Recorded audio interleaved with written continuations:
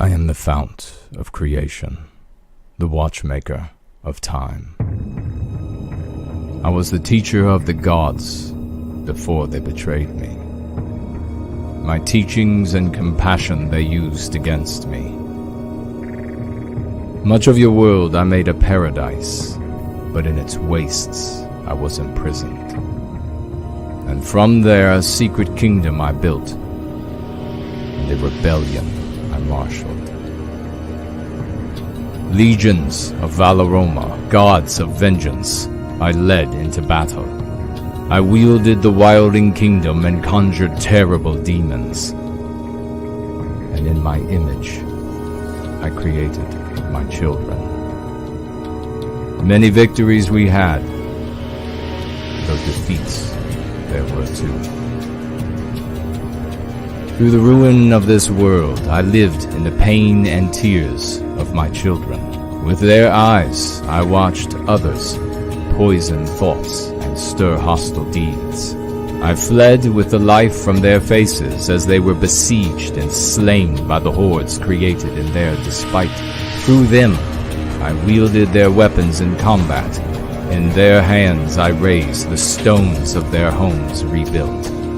In their voices, I sang the songs of their victories.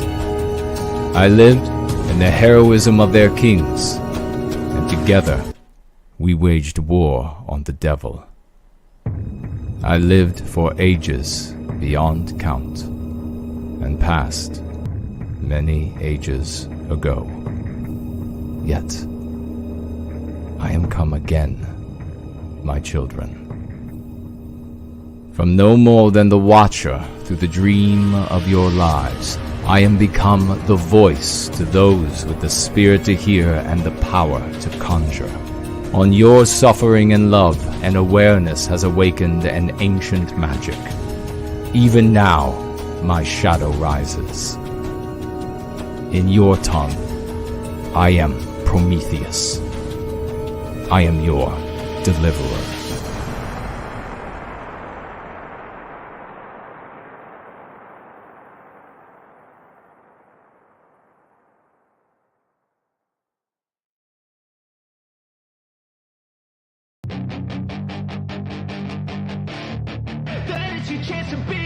Hey kid, don't ever let them get inside your head. They'll tell you what to do in life instead of everything you know that you could get. Don't let them guide your life towards regret. I'll fight for what I love with every breath. My past is filled with things I won't forget. I use them all to push me to my best. So treat the worst of times just like a test. If only I could go back in time, I'd tell myself that everything will end up alright. Just push yourself, test yourself, figure out what you like, and find your limits, don't be rigid, always work towards a prime. Surround yourself with open minds, people can change your life. A few friends with intent can help you feel alive. Find a passion, take some action, and with a little time, just be patient, make a statement, try to enjoy your life. They'll try to kick you while you're down. They wanna rise up while you drown. They wanna fill your head with doubt. They're silently scared that you'll figure it out. I'll make it look like I'm losing, won't bother hiding my bruises. And when they finally think you're wounded, then it's your chance to be ruthless.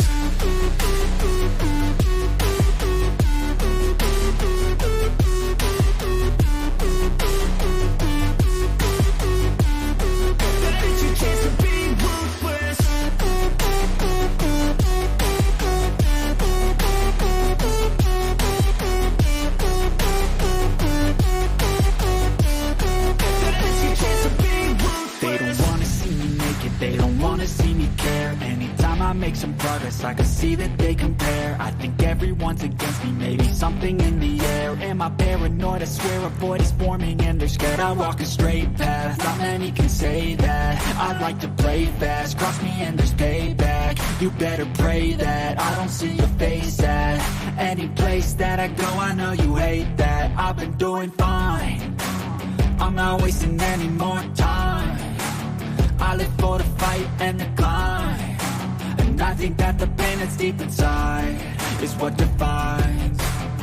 So I won't give up, I'm gonna make it to the top. I don't care what's in my way, I swear I'm never gonna stop. I could fall flat on my face and I swear I will get back up, cause I don't deserve a thing and the road ahead is tough. They'll try to kick you while you're down. They wanna rise up while you drown. They wanna fill your head with doubt. They're silently scared that you'll figure it out. I'll make it look like I'm losing, won't bother hiding my bruises.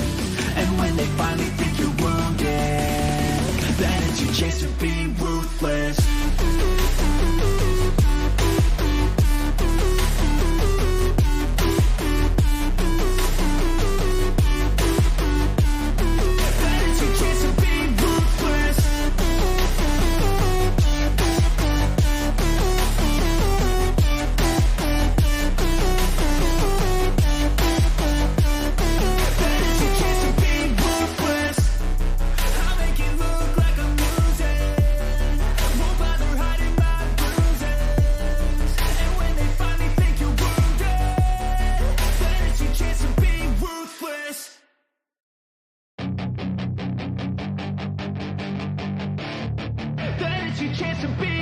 Hey kid, don't ever let them get inside your head.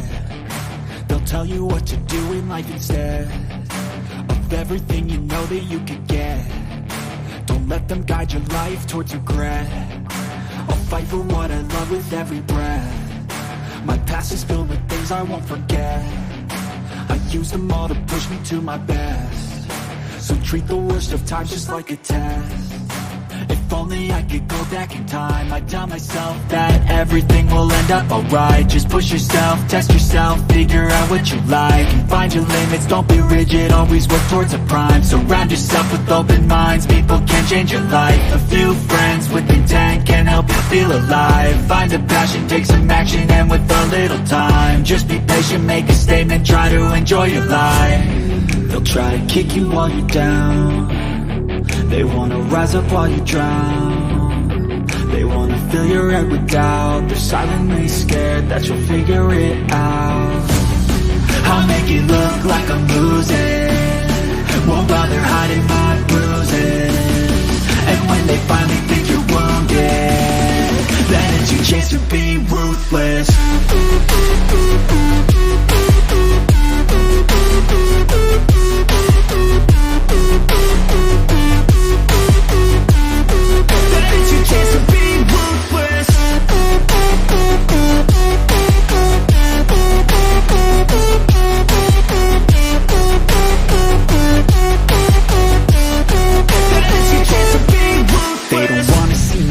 They don't wanna see me care. Anytime I make some progress, I can see that they compare. I think everyone's against me, maybe something in the air. Am I paranoid? I swear a void is forming and they're scared. I walk a straight path, not many can say that. I like to play fast, cross me and there's payback. You better pray that I don't see your face at any place that I go. I know you hate that. I've been doing fine, I'm not wasting any more time.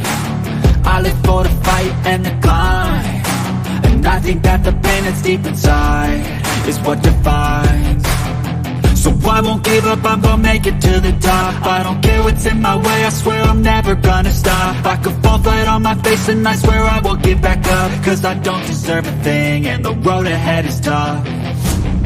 They'll try to kick you while you're down. They wanna rise up while you drown. They wanna fill your head with doubt. They're silently scared that you'll figure it out. I'll make it look like I'm losing, won't bother hiding my bruises.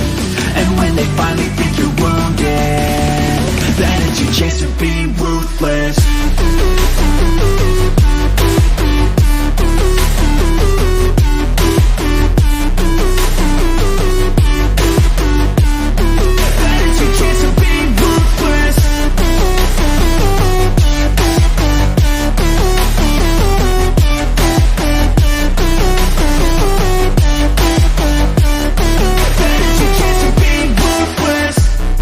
I'll make it look like I'm losing, won't bother hiding my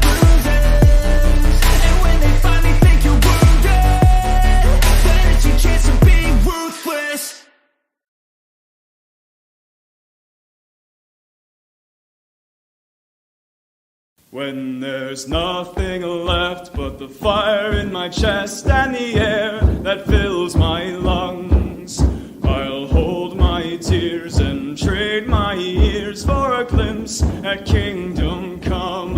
On the other side of misery, there's a world we long to see.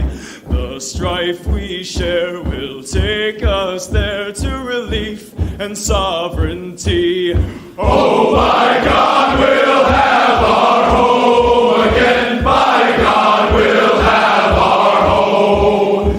By blood or sweat, we'll get there yet. By God, we'll have our home. In our own towns, we're foreigners now. Our names are spat and cursed. The headline smack of another attack, not the last and not the worst.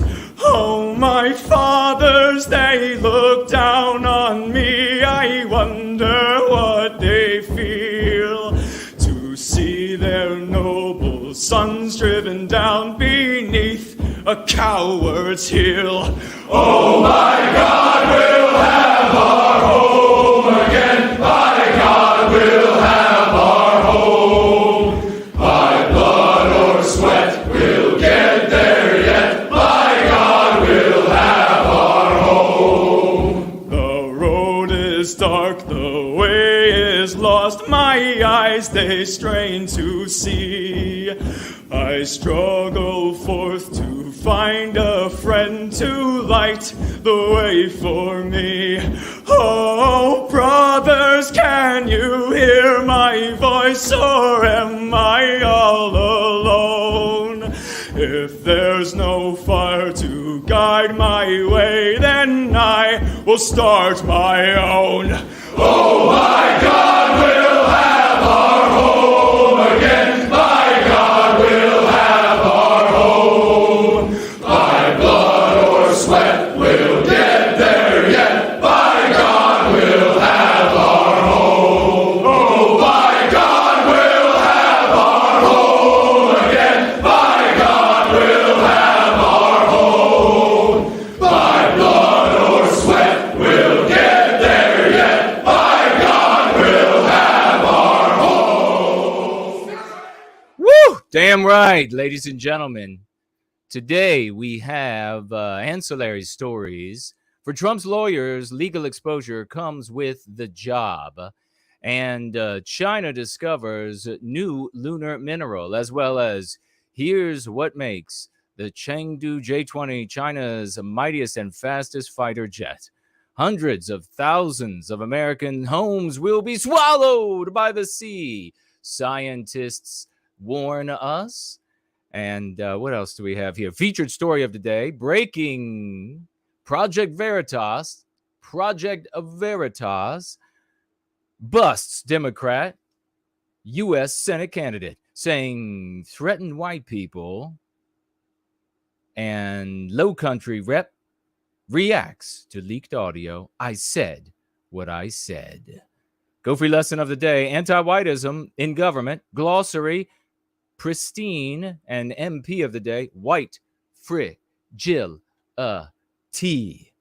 Your comments and calls and questions, and if there are any children in the room, please turn down the volume, because there is this. A guy walked into a bar with a pet monkey named Nancy Pelosi. He even dressed her up and did her makeup just like the real Nancy Pelosi. While the guy was drinking, his pet monkey, Nancy, was running all over the bar, eating everything in sight. She ate olives on one end of the bar, raced to the other end, and ate some limes, and then leapt onto a pool table and swallowed a cue ball whole. The bartender yelled and said, "Did you just see what your monkey did? She swallowed a cue ball whole." The guy said, "Yeah, she eats everything in sight. I'll pay for everything she's consumed and destroyed." A week later, the guy returned with his pet monkey named Nancy Pelosi. This time, she leapt onto the bar, grabbed a cherry, stuck it up her backside, pulled it out, and ate it. Then Nancy leapt onto a table, grabbed a peanut, stuck it up her backside, and then pulled it out and ate it. The bartender lost it. Did you just see what your monkey is doing? She just stuck food up her ass and then ate it. The guy responded, yeah, she still eats everything in sight. But ever since the cue ball, she measures it first.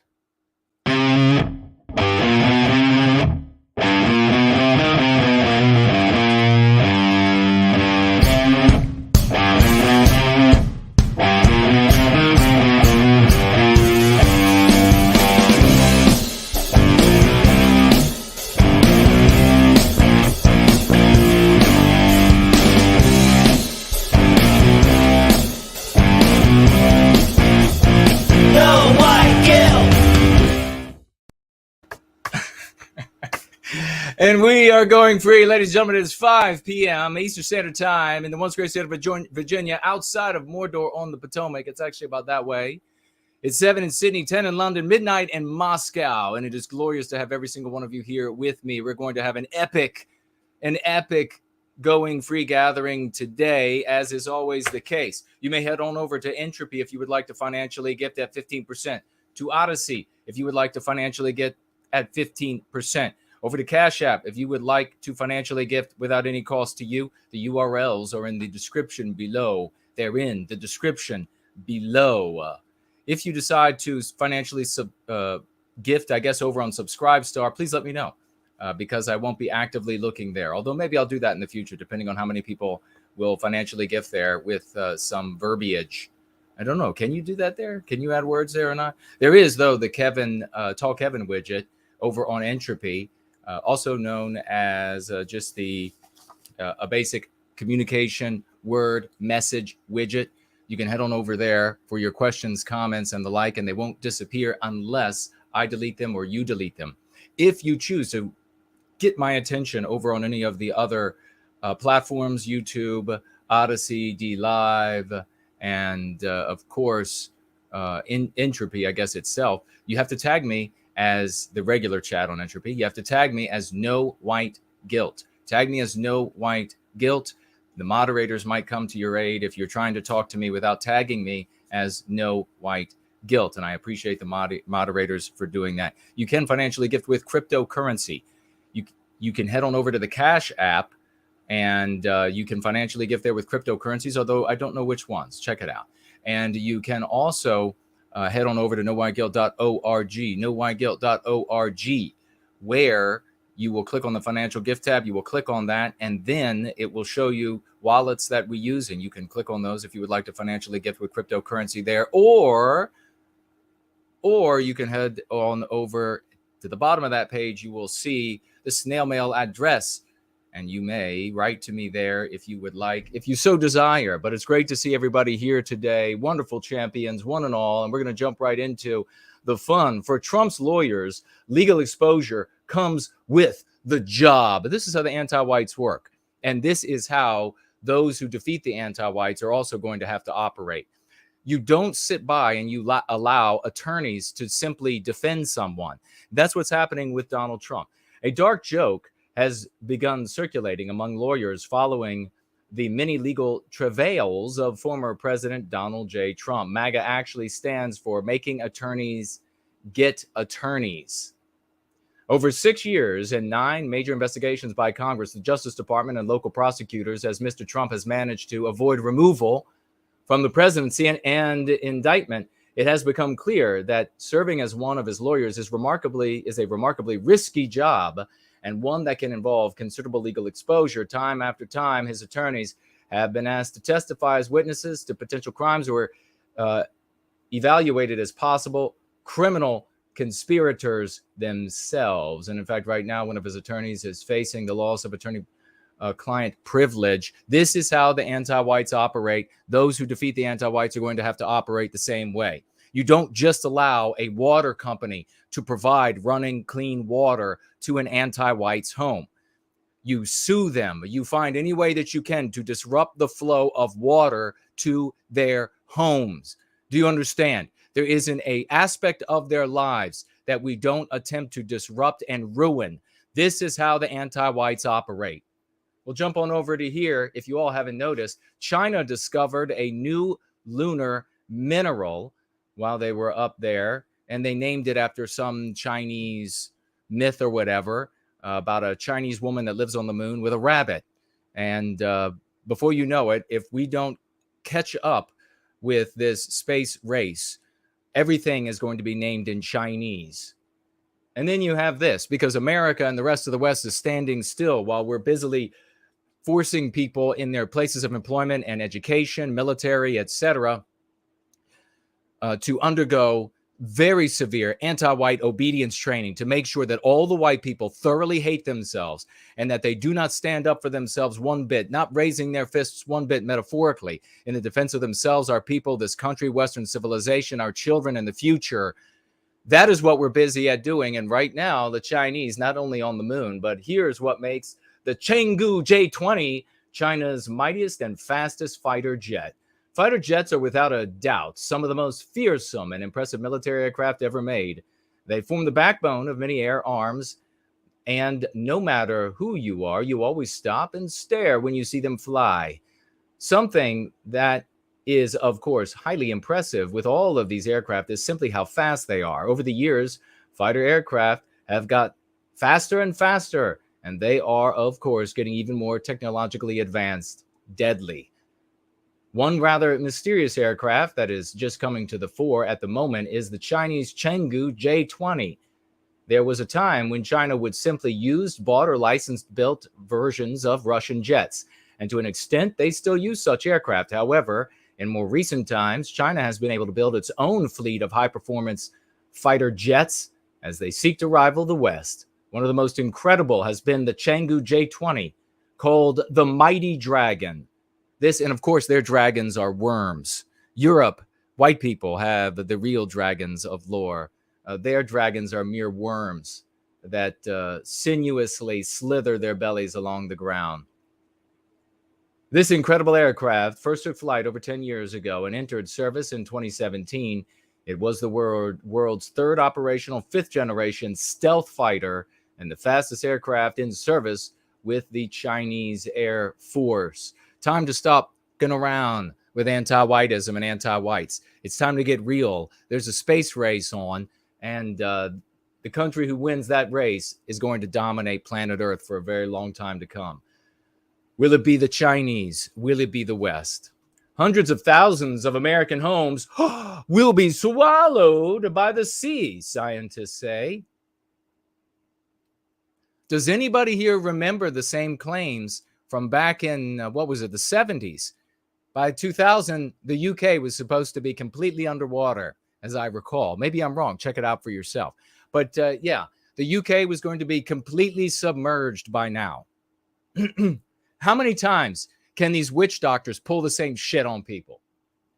Owners of coveted coastal properties, beware. According to a new analysis published this week by the shysters at Climate Central, roughly 4.4 million acres of land and 650,000 individual properties will be swallowed in below the sea by the year 2050. It's always, when it comes to shysters making predictions, whether they are scientific shysters, scientism, the new priests of today, or your typical religious shysters, it's always just out of reach, but close enough to arrive while you're still alive.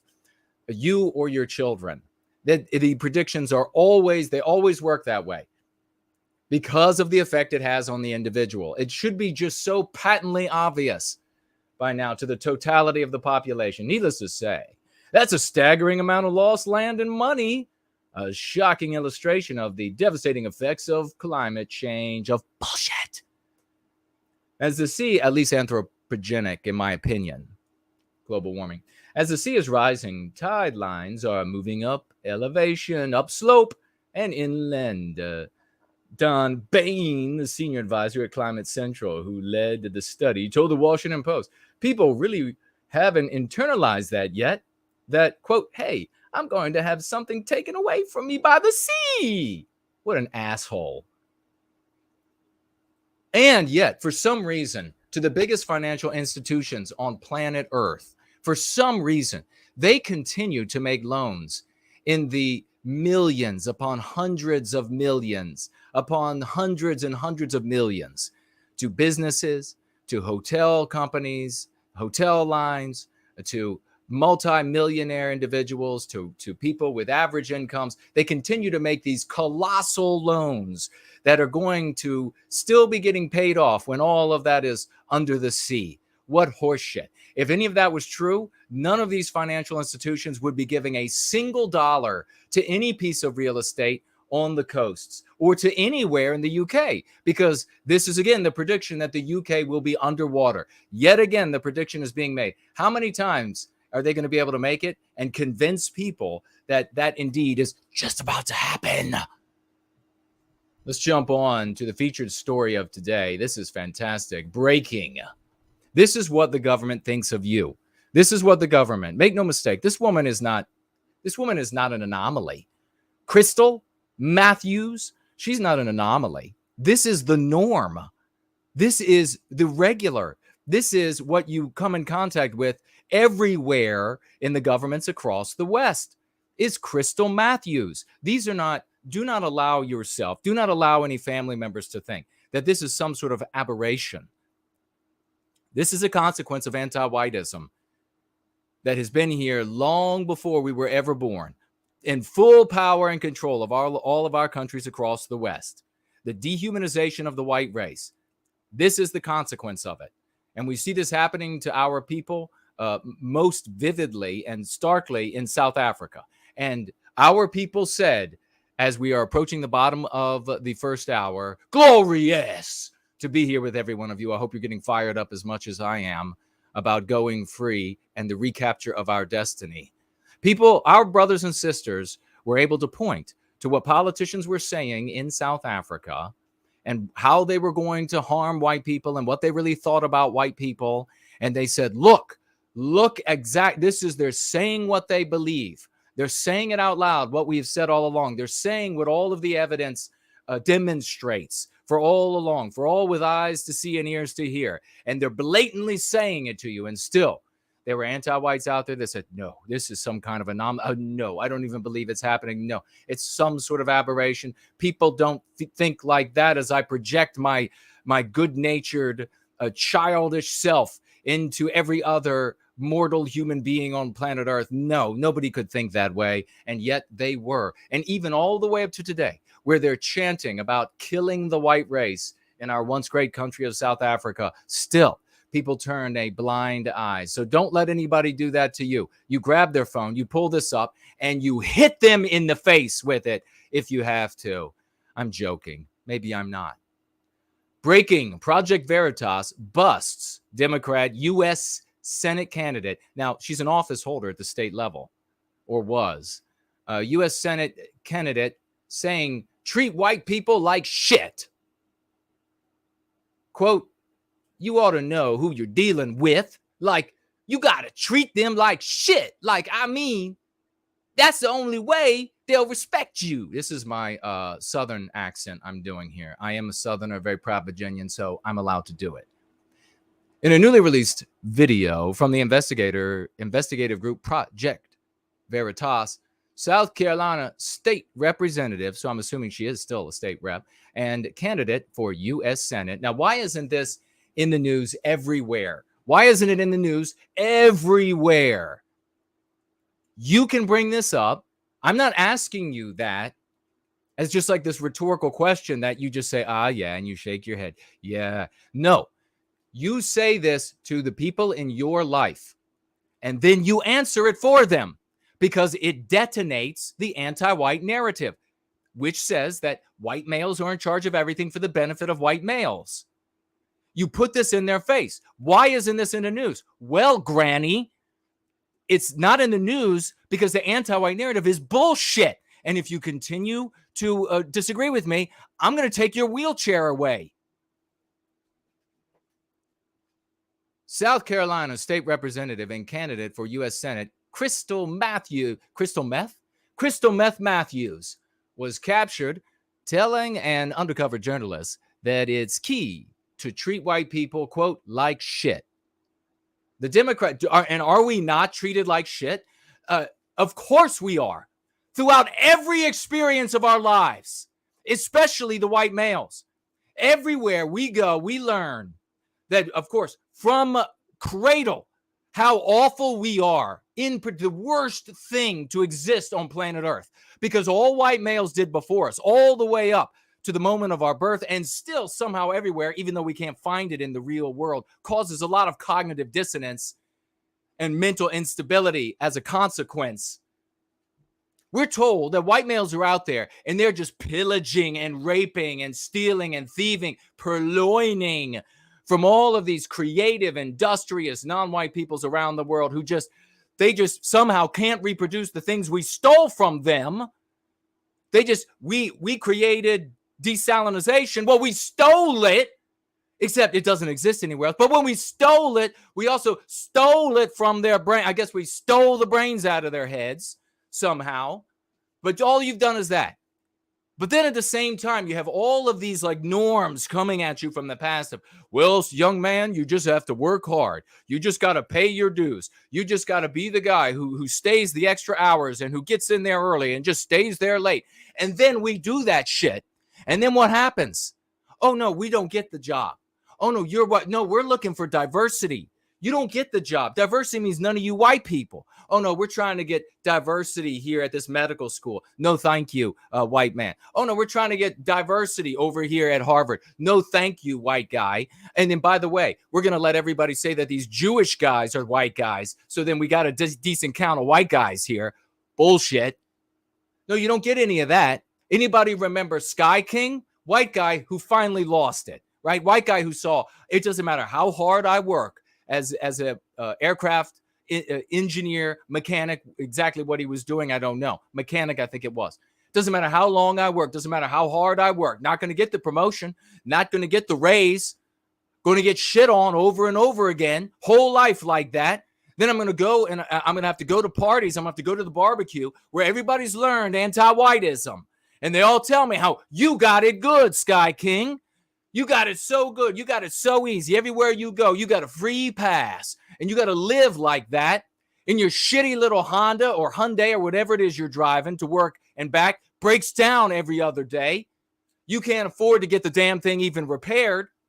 You're driving around and there goes, boom, there goes some woman from some Middle Eastern country in her $100,000 electric car blowing your doors off on your piece of junk. And you know what? She deserves all that because you got it so good.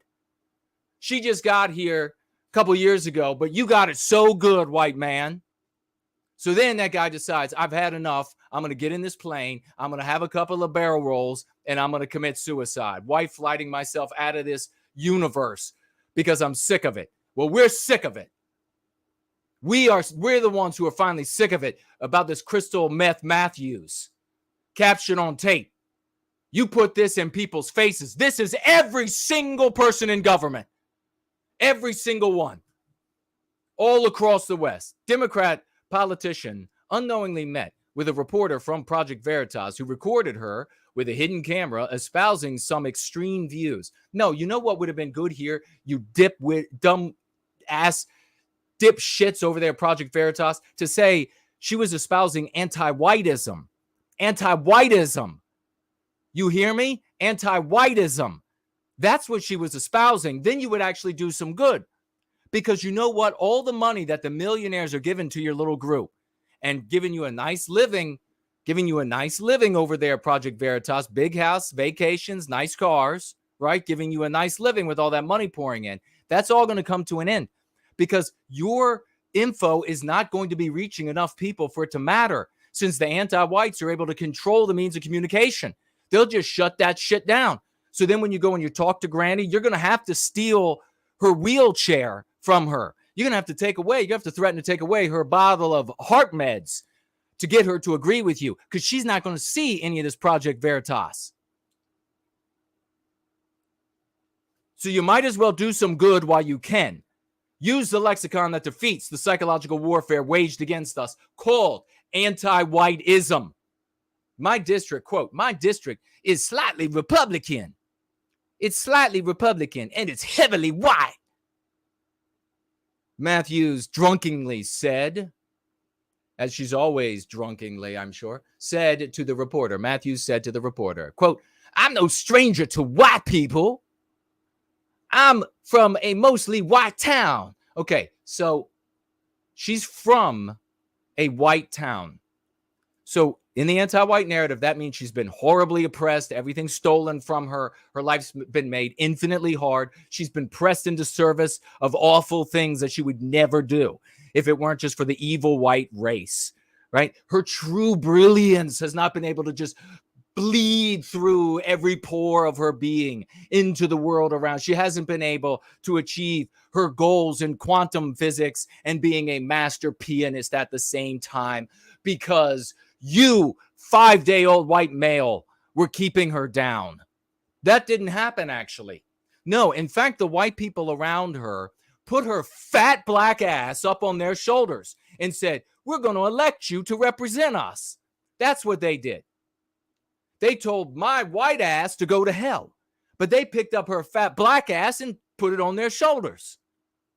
That's what they did in that town, and this is what she thinks of you, you white booby nitwits that live there. All of you folks out there, Republican conservatives, who are just following these cuckold leaders that you have, these Sean Hannitys and these Ballas Hollies and these Bubba Browns and all of that out there. You just follow them along and you say, well, I'm just going to prove that I'm not a racist. I'm just going to make sure this black woman who's vehemently anti-white, hates the out of my people, I'm just going to put her in office. And then I'll be able to say, look at that. Look how anti-racist I am. No, you're just anti-thinking. You're just anti-smart. Quote, and let me tell you one thing, she continued. You ought to know who you're dealing with. Like, you got to treat them like shit. Like, I mean, this is very intelligent. It's almost Shakespearean. Like, that's the only way they'll respect you. The progressive, look at the author of this, calling her a progressive. Olivia Rondeau. I can't really tell. I don't know. It's a small image. I might have to break my glasses out. Olivia Rondeau, the progressive, this white-hating mother is being called a progressive. No, should be called anti-white. If Project Veritas was calling her anti-white, then Olivia Rondeau would have to say Project Veritas calling her anti-white. She would have to say that repeatedly in the article, wouldn't she? As we've demonstrated. Because to convince us to lower our defenses, you have to speak in our language. The progressive who wants to unseat Senator Tim Scott in November then likened white people to children who need to be controlled. So my question is, before we get any further, and about 10 minutes just on or beyond the bottom of the hour, is this is obviously, and this is what the Republican Party missing at the federal level, missing at the state levels, every state. This is South Carolina. This should be talked about in every state by Republicans. It should be talked about on the federal level by Republicans. So you're out there rank and file Republican voters, conservative rank and file, good people, law-abiding, tax-paying, all that stuff. You got the little dog. You let it lick your face, you sick bastards. Don't let it lick your face. Don't let it lick you anywhere. It's a friggin' animal. You hear what I'm telling you? Don't listen to anybody who lets a dog lick them in the face. You hear what I'm telling you? You should be giving press conferences right now. You should be telling your voters, this kind of anti-whiteism that we just saw in South Carolina, this is the entire Democrat Party. The entire Democrat Party hates the white race. She was just caught saying it. They're saying it every day. This is what you should be saying. You hear me? People running for office. You hear me? Masters down there in Arizona. You hear me? The other guy. What's the guy's name in Pennsylvania that's running right now? Former military. You hear me? You hear what I'm saying? You should be telling all of your prospective voters. All of the Democrat Party is anti-white. They are all saying this every day. This particular Democrat got caught. How do I know that they're saying this every day? Well, for one thing, it's just everywhere to see. All of the evidence shows it. They're caught other times. I've personally heard them. That's how I know it as well. Mastriano, thank you. That's how I know that that's the case. But the other way that you can know it's the case, if you're especially stolid, if you're especially a dim-witted knob, that you can know it's the case, is that the Democrats across every state and at the federal level have not all come bashing through your television screens, come tearing through the newspapers in your laps to say, oh no, she's not one of us. We don't hate white people like she does. We don't think about white people like that. Oh no, they're not doing that, are they? Which means they concur. And for all of you dummies out there, that word means agree. All right? So that's because they agree with this crystal meth. They agree with her down there in South Carolina. That's why they're not tearing through the paper. That's why they're not kicking out your speakers in your cars to come to you and say, we don't agree with her anti-whiteism. If they come out and say, well, we don't agree with her anything, we think she was whatever, that's not enough. That's not enough.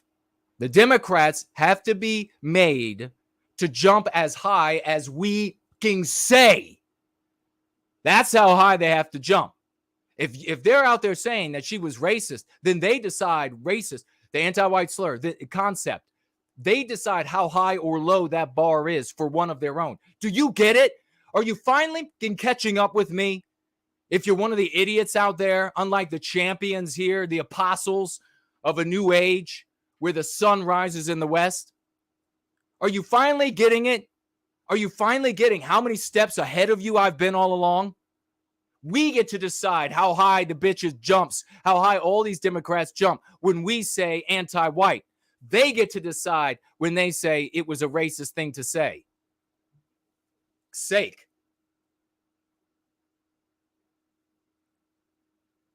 I keep them, quote, I keep them here. I'm going to keep doing my southern accent for her because she's from South Carolina. I keep them here like right under my thumbs. Right under my fat old thumbs. Same ones I used to hold my meth pipe. That's where I keep it, she continues. Like, you have to like, otherwise they get out of control, like kids. Quote, so for me, I know other people are tiptoeing around them.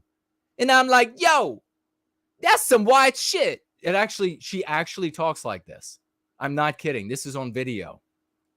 This is an elected representative, state level, South Carolina.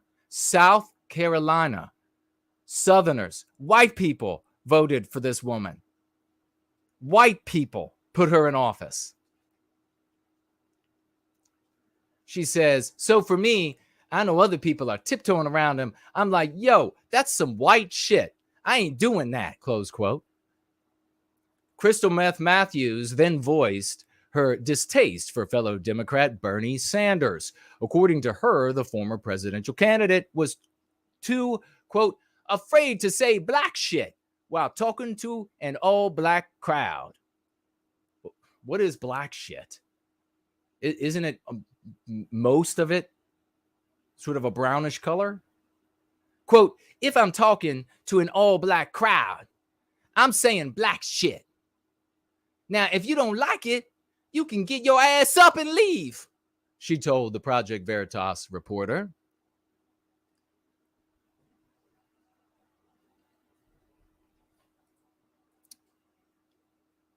This isn't the first time that Crystal Meth Matthews has landed in hot water. Hot water. Due to a Project Veritas leak. Back in June, the lawmaker was exposed for an inappropriate call with an inmate at Perry Correctional Institution in Pelzer.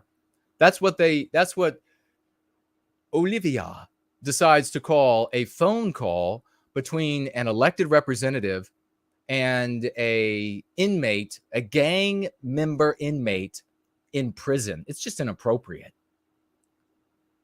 In the tape recorded from the conversation, and meanwhile, nobody has to be in prison or jail or know someone in prison or jail or watch TV shows about prison or jail to know that every correspondence with someone in prison or jail is recorded.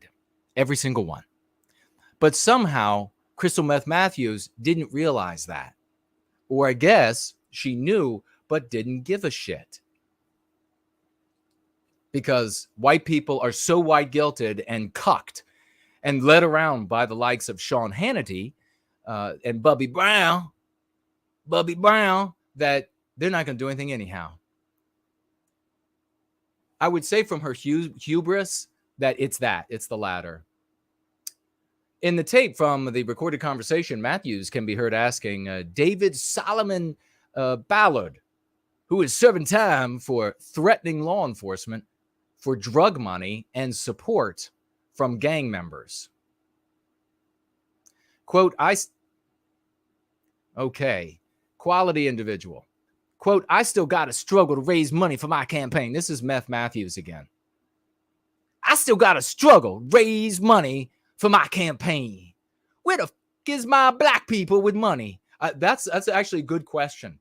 That's actually a really good question, because we know just from not talking about business, not talking about all the government grants and when non-white people open businesses and etc., but just from professional sports, you have an ungodly number of multimillionaire black athletes, and from entertainment, an ungodly number of black entertainers with just ungodly millions upon millions upon millions. And of course, you have Oprah Winfrey, billionaire, and there are other black billionaires. She's not the only one. So where are the black people with the money? Why aren't they coming in and just giving all the black candidates the money? Well, they often obviously do. But the problem is also that when they know that Whitey will pay for it, why would they stoop to pay for it? Why? White people are going to pay for it out of white guilt. I still got to struggle to raise money. I don't care about no dope money. Give me that dope boy money. She probably has a promising career as a rapper when she's no longer in government, which will probably be never. She'll probably be able to stay forever at this point. She said to Ballard in the recorded conversation. Meth Matthews also asked, give me that dope boy money. Give me that dope boy money. I want some of that dope boy money. That's what America in the West has sunk to. This is not, I got to drive it home again. I have to drive this home again.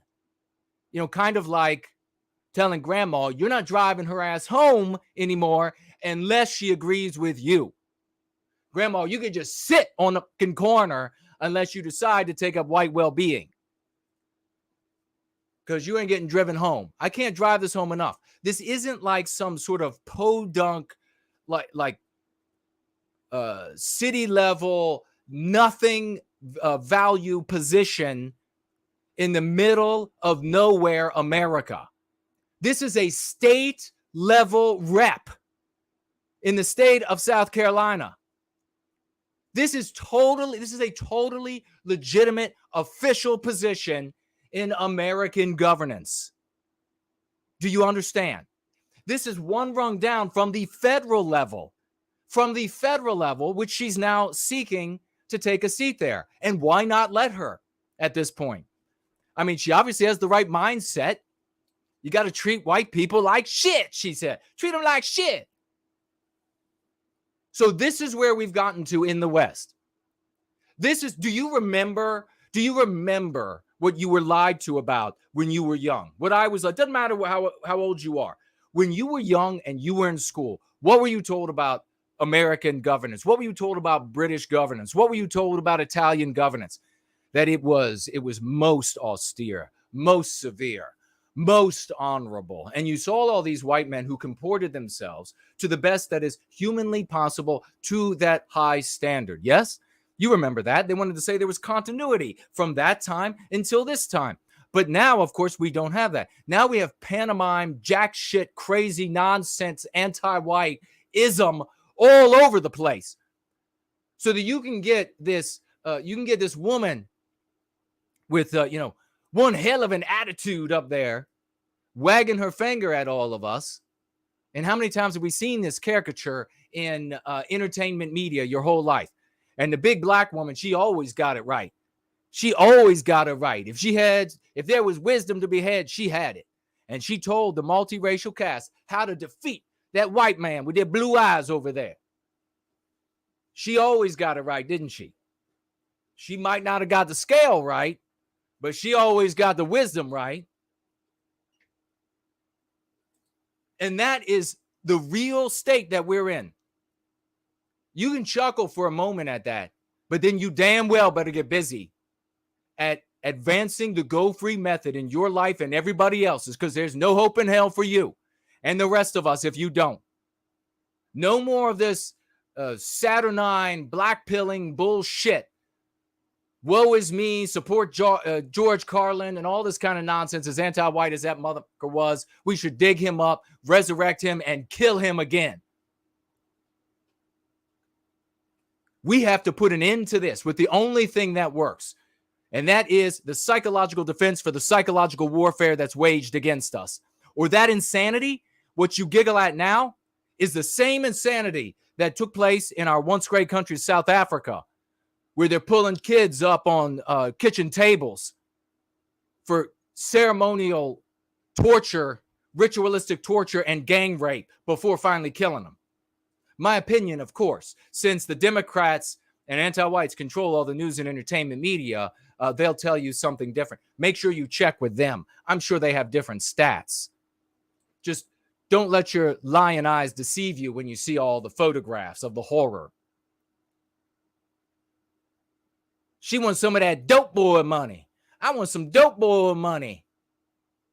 I guarantee you she's already got dope boy money. Come on. Come on. You know she's already got dope boy money. She probably has a different gangbanger there every night, banging things other than gangs. Myth Matthews also asked Ballard for someone who, quote, understands street gangs, that they could, quote, clean up and put a suit on. So she wants to clean up the gangs so they look a bit more like Italian mafia in cinema. Is that it? Clean up and put in a suit. You got to understand the street gangs. You know, our dope boys out there, they need to be in suits. Somebody get them Armani. Where's Giorgio Armani when you need him? Let's bring Armani, wed him with Giorgio. We'll put him up in some zoot suits and then surround him here at the lectern when I'm speaking. Quote, somebody that knows we are all working toward the same goal. This is what she says. Somebody that knows we are all working toward the same goal. Her and the Dope Boys. That's definitely Crystal Meth Matthews and the Dope Boys. That is her band. That is her band. Crystal Meth Matthews and the Dope Boys appearing tonight. Every Wednesday this week. Understands the street gangs. She says that we're all working toward the same goal. Know you all that we all know what the play is, she continued. Quote, almost like a secret society, exclusive membership. Exclusive membership, close quote. In response, Ballard offered her a member of the Blood organized gang he knows who is, quote, very political, to which Matthews expressed interest in meeting with. You know, it's funny that this writer just put the one word blood from this guy in quotes and then very political in quotes. The rest of his speech was probably unintelligible. So what do you think Crystal Meth Matthews What's that music? Oh gosh, it's going to come back to me. It totally sounds like this is the band. This is a band from that type of music. What do you think that Crystal Meth Matthews and the Dope Boys, what do you think she said in response to this? This was just the other day this was released, right? Over here on Live 5, a WCSC news leader, Low Country's news leader. Low Country Rip reacts to leaked audio. Quote, I said what I said. Seriously, could you imagine? I am the only one who would actually say something like that in response. If I said anti-white mother, and they said, did you say that? I would be able to say, I said what I said. Donald Trump, nobody else would say that. Nobody else. This is what they have on the anti-white side of things. This is, oh my gosh. This is totally the name of a porno actor written by Dylan Leatherwood. Is any of this real? This is live5news.com. My God. Leatherwood. Let's see what Leatherwood had to say. Charleston, South Carolina. South Carolina GOP is calling for... Now let's see what the Republicans had to say as we reach the top of the hour. We're going to be taking a break in a moment, but we will be right back with the Going Free lesson of the day. You don't want to miss it because this is how we fight back against anti-whitism. You'll get to ask me your questions. You'll get to make your comments. You'll get to tell me to go to hell, but do it politely or the troll slayers will send you to hell. I'm going to begin my rap career right after Meth Matthews here. Maybe we'll get together. We'll make a hit. What did the Republicans say about Meth Matthews? You think they called her that? Nah. South Carolina GOP is calling for a state representative to resign after her audio was leaked to a far-right activist group. Oh, a far-right activist group. That's what it was. So the problem was that she had some audio, according to Leatherwood. You know what should happen as I'm reading Leatherwood's comments here? Somebody in the background, I should have a button to press that just starts going bounce, bounce, bounce, as I read. Leatherwood, because that's about the intelligence of this fool, right? He's thinking with a little head, and probably very little. GOP officials said Crystal Meth Matthews' comments were leaked by Project Veritas and that they were racist. So that's what the GOP called her comments, racist. Have you had enough of these losers? If you're rank and file Republican, good South Carolinian, I know good Southern South Carolinians of all races. I know them. How are you going to put up with that shit? Especially the white ones. Because you got to treat white people like shit. In response to the leak, Matthews stood by what she said.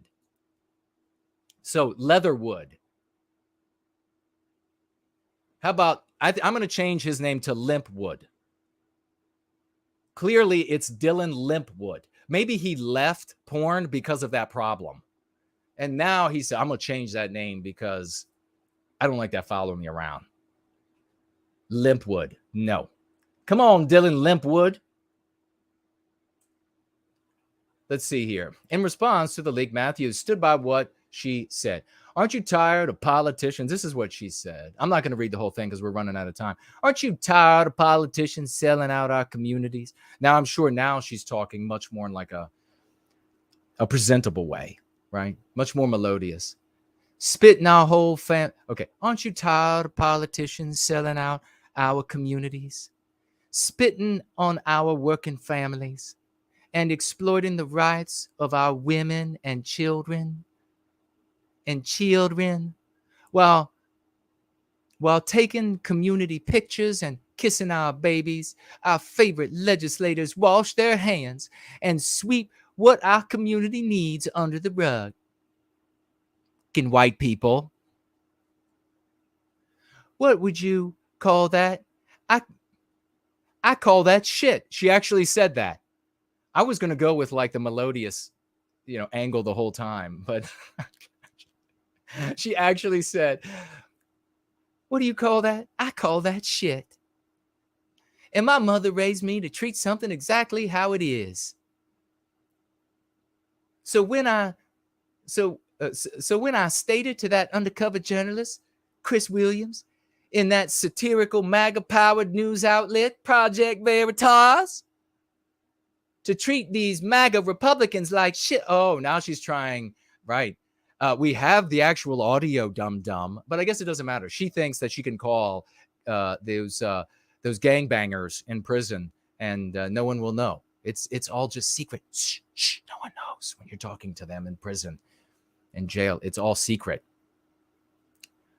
South Carolina, let me jump down. South Carolina Republican Party Chairman Drew McKissick says Meth Matthews' comments in the audio advocated for treating white people poorly. What a fucking pussy.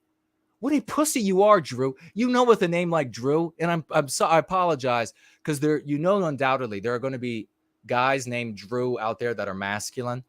But I've met so many Drews that are total pussies.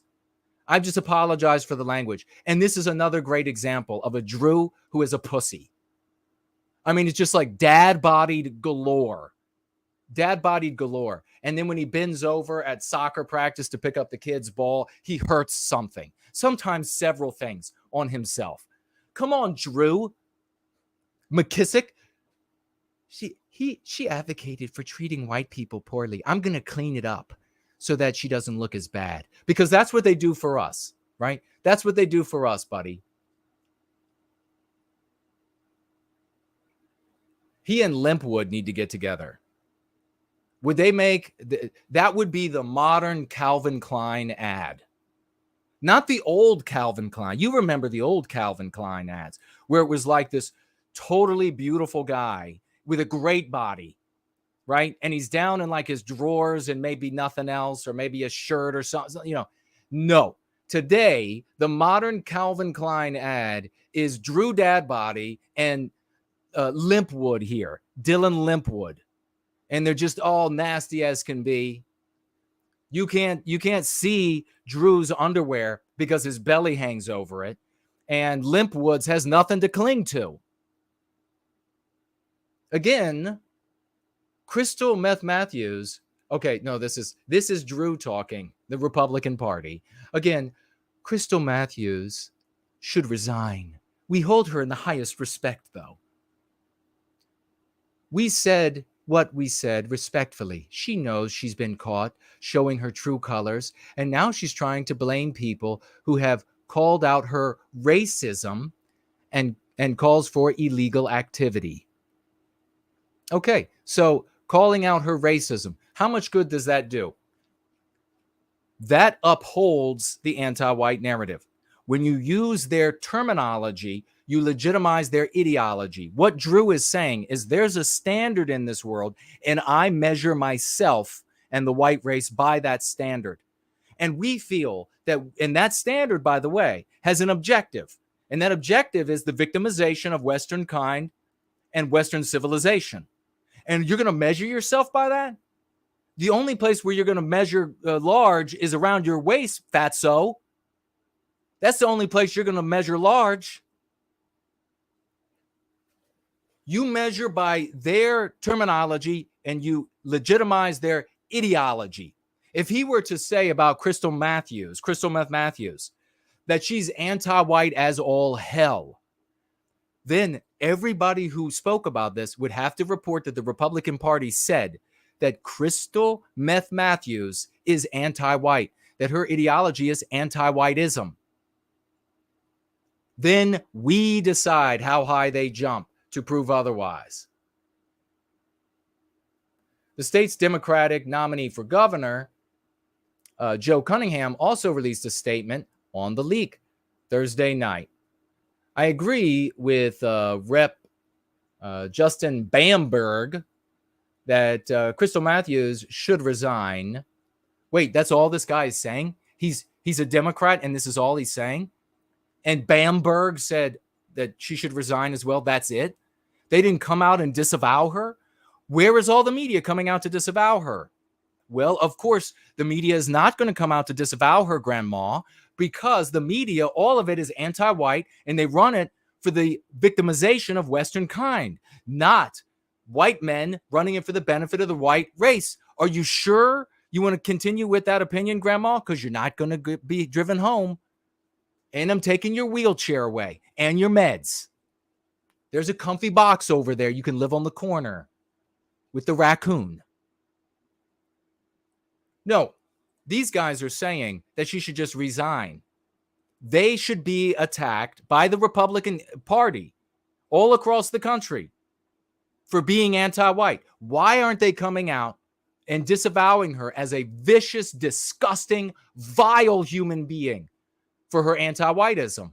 This is what they should be saying. This is how you take back the conversation. This is how you put us in a story that the anti-whites have to come to contend with. A story in which we are the heroes, we are the victors, and the end of that tale is the recapture of our destiny, the beginning of the next book of our people's existence. There is absolutely no place in our political discourse for the kind of rhetoric I heard from Meth Matthews in the video in question. And then look here, upholding anti-white. Look here, the entire thing. The Democrat Party, this is the Democrat, cannot and should not tolerate such behavior from our elected officials and candidates, and we must be consistent in calling out prejudice and hateful comments. So prejudice and hateful, both anti-white, meme pathogens, but I am redundant there on purpose, meme pathogens. So upholding the ideology of anti-whiteism. We have anti-white, we have this standards in anti-whiteism that we use to bludgeon white people to death, and white people, since they're treated like shit, Meth Matthews is accurately saying so, and so are many other Democrats. As a result, they uphold those same standards, which means you can never win. That's why we've been losing our whole lives. That's why you continue losing. That's why the Republican Party is the most dickless party on planet Earth. They're the most feckless, flaccid, dickless party on planet Earth. Period. Meth Matthews currently represents District 117, also known as maybe 666, Charleston and Berkeley counties, and is a Democrat candidate for the U.S. Senate, going up against Republican Tim Scott. You know what? Let's hope that she actually beats Tim Scott, because I'd like to hear a whole lot more from Meth Matthews. Wouldn't you? A few more of her, got to treat white people like shit. Let's get her up in office. Let's make sure everybody learns exactly what Meth Matthews has to say about our fair, lovely, and wonderful white race.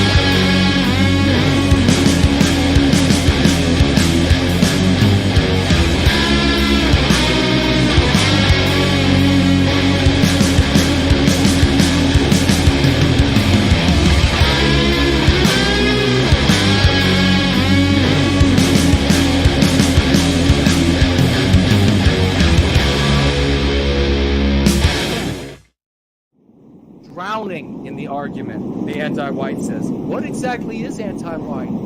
You have got to be animated with the righteous passion of reclaiming our destiny. We are the heroes of this era.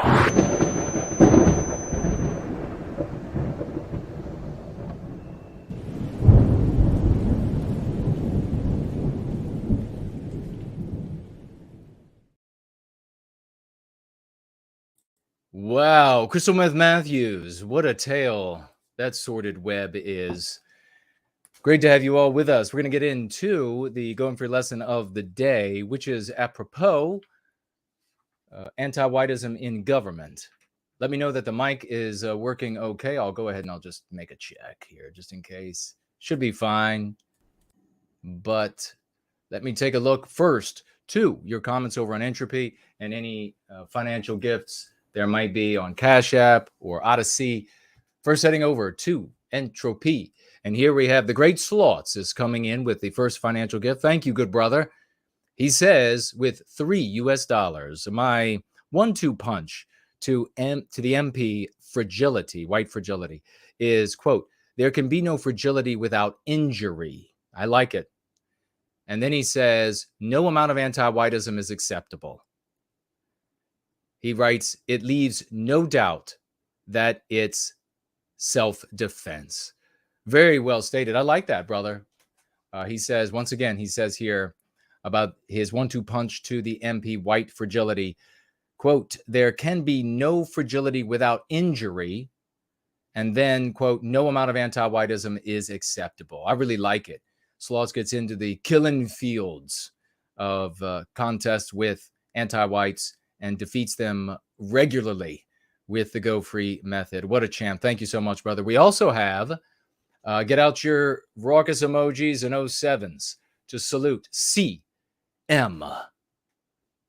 CM hit the minimum for the salutes and raucous emojis, which is $20. God bless you, brother. 20. Let's put an end to the Meth Matthews. Metaphorically, not like life-wise, but just their place in government, of course, with $20. Hi, Jason. Not related to the current topic, but do you have any resources to share or a word of advice for talking to family members, particularly sisters, about dating for white well-being, especially those who may have been influenced by the anti-white narrative in media advertising and have taken an interest in non-white males? Well, of course, yes. The first thing you should do, and in fact, I will let you know right up front, brother, is that we have had success. And I don't know if anybody is here right now who has taken the Go Free method to their sisters and using the Go Free method was able to get them to appreciate the value of our people, to see our people as valuable and worth perpetuating and desirable of perpetuating, and the harmony engendered therefrom, and the potential therefore for something less than that sort of harmony with others.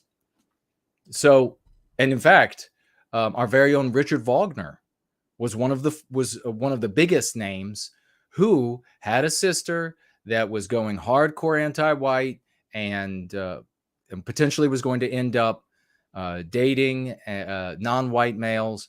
And he had tried, and his case was important here because he had used other methods from the white sympathetic sphere.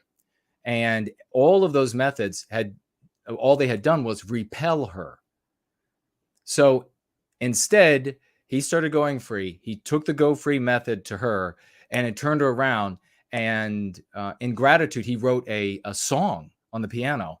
And he is talent, a musical talent like you just wouldn't imagine. So it was a beautiful piece of music. I wish I had it to share right away. But if you're one of those people who took the Go Free method to a sister or a niece or what have you, and you've reached out either privately to me or in the threads and the live chats, and you've shared how it turned them around, then please share so that CM knows that this is done. It is successful. You have to stick with what works. Don't just dabble and then take off for something else. So one of the biggest differences about the Go Free method that you'll find is that we focus in Love, Hope, and Redemption on our people. So go to her with the arguments that you will find in the Go Free method about the value of our people, about why she feels the way she feels about white males, about white men, and why potentially why she feels better about non-white men.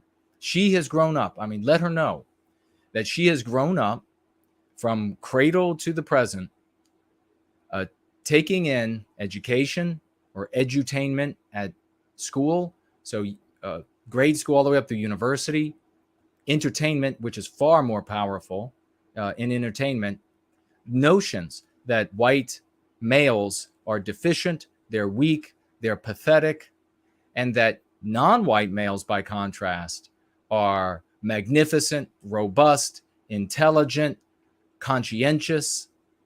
This is not to say that there are no non-white males who are like that. There are. But it is to say that she has been given a false impression about the totality of non-white males.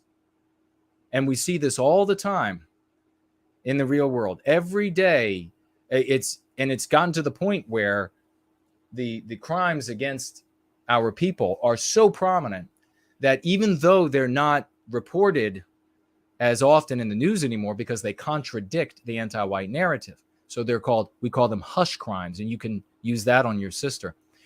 Even though they're not reported there, we know people. Almost every single white person alive knows either directly or one removed a young white woman who was too trusting of every non-white male she came across. And right now I know the good non-white women out there are thinking, my God, these white girls that are behaving like that.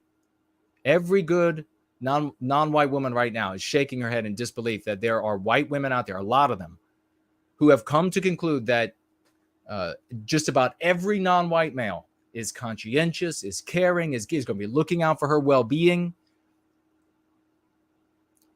And the reality, of course, is that life is simply not like that with any race of people.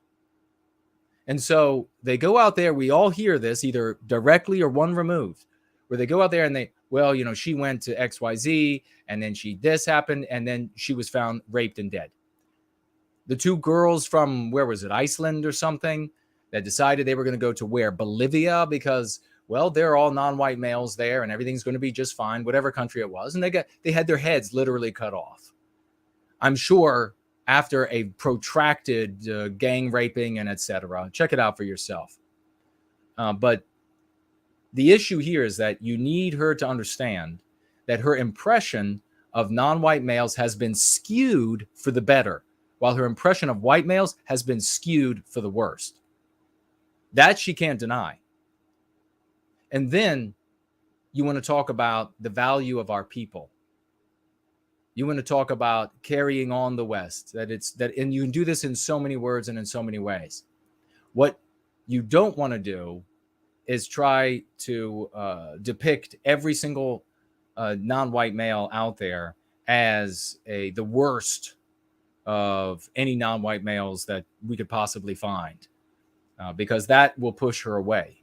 She's not going to have her life. She's going to experience non-white males coming to her being on their best behavior because they want to get between her white legs. So that's going to be her experience, her lived experience in most instances. And then on television and movies and in books, she's going to be reading or seeing about the non-white male who he's by himself. And all he does when he's alone is just cry because the white girl doesn't understand him and the world doesn't understand him. And he just has such a big heart and so much love to give. And the subconscious mind doesn't realize that that's fiction. The subconscious mind believes that's real. So she thinks that's what's happening in all their heads. I'm forcibly reminded, and I'm going to move on, but thank you very much for the question, of, I think it might have been in South Carolina, if not South Carolina, North Carolina, a couple years ago, where it was before COVID, where a very attractive, diminutive white girl maybe freshman, maybe sophomore at university, was out drinking, shouldn't have been doing that in the first place, got separated from her friends. They found her on surveillance video by the different stores aiming their cameras out at the street, walking around trying to find some help, trying to find how to get back.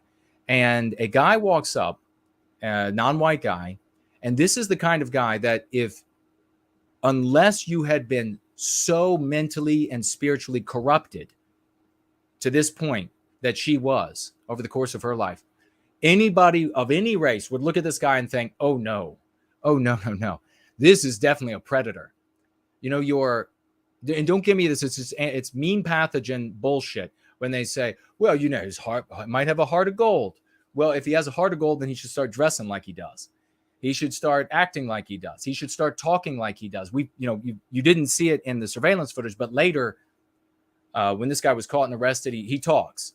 This is not the kind of person that you would listen to. This is not like you remember, if you're old enough, there used to be a cartoon called Fat Albert, and it was just this real jolly, super friendly big old black guy. This was not Fat Albert, all right? But this white female, she just couldn't see what was right in front of her. She saw all the Bill Cosbys of her life. And she said, I need to find, can you tell me? And he said, I'll take you home. He took her home all right, raped her to death, and left her body in a field. So, we wish you the best of luck. Let us know. And if she raises any particular objections, bring that back. You don't have to financially gift every time. Drop it in the question widget, and I will speak to it. Thank you very much, and best of luck to you. Over here on Cash App, we have the great, reliable, and wonderful I Love Jesus Christ, financially gifting $10 US. Thank you so much. And she says here, like she does every time, for white well-being. God bless you. And, oh my God, get out your, please, the raucous of emojis. You know what you need to do? You need to go over to Crystal Meth Matthews and get some of her meth, and then give that to your emojis. Rile them up really good and set them free. Get out your 07s for the one and only Sloths, who has been a champion, you all know, for a very long time. And he just keeps surprising again and again. This time, not only with his magnificent victories on the killing fields, metaphorical killing fields with the anti-whites, this time with a financial gift, a princely sum of $240 US. Of 200, and let's get the Go Free method out to as many people as we possibly can dollars. God bless you, brother. God bless you. That is magnificent. A Promethean blessings upon the great Sloths, our in-house, our resident philosopher. Thank you so much. $240. And thank you all for celebrating the great Sloths. We also had, just coming in right now, right after the magnificent Sloths, we have the great art acrobats, true champion if there ever was one, financially gifting today $3.09. $3.09.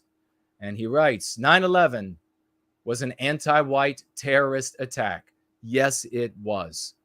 And during the announcement section, I was and still will mention 9/11, 21 years after that horrific day. It was an anti-white terrorist attack. And that is how we should always talk about it. Anti-white terrorist attack. That's exactly what it was. I don't care what the race of the people were who flew the planes or who enabled the planes to fly or whatever it was.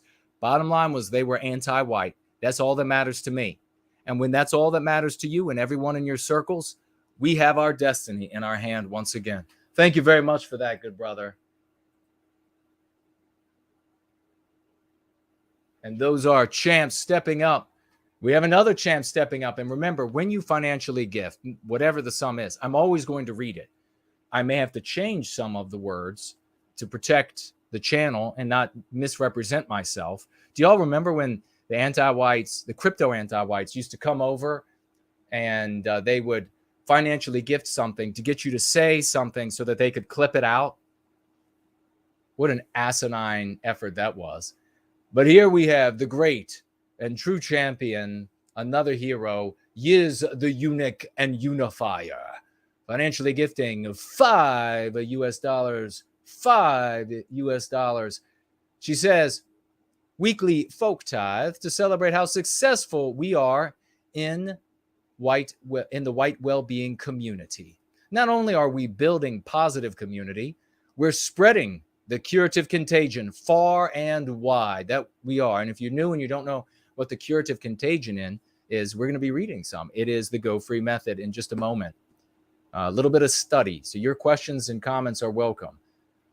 She finishes up here with, keep pushing, everyone. We will reach the western sunrise. Kip, with an exclamation mark. Thank you so much, Yiz. And you can look for her in the great For Null. Tomorrow, Mondays are for the dragons. She's one of the dragon lords. For Null is the other. They'll be dropping their links. She starts at 6. He starts at 8. Make sure that Mondays, though they suck in the mornings, they will suck at night.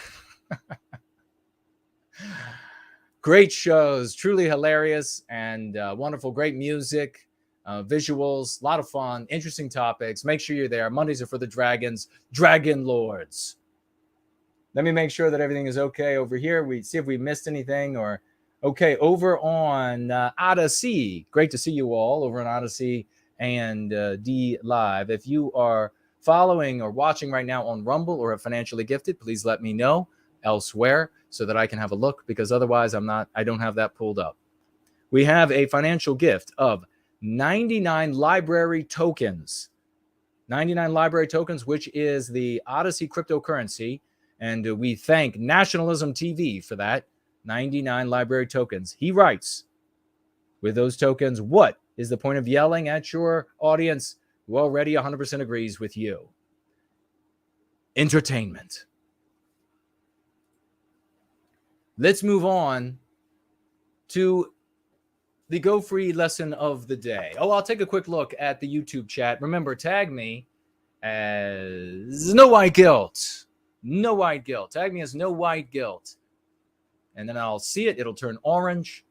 And I see some of you might be misbehaving with some deleted comments. Iberian Dream is with us. JC Denton, hello to you. Melody Dawn, welcome, welcome. The great For Null. Andrew, laughing hard at something. Nathaniel Westerman, great to see you. The great Franklin, wielding 2 troll-slaying swords.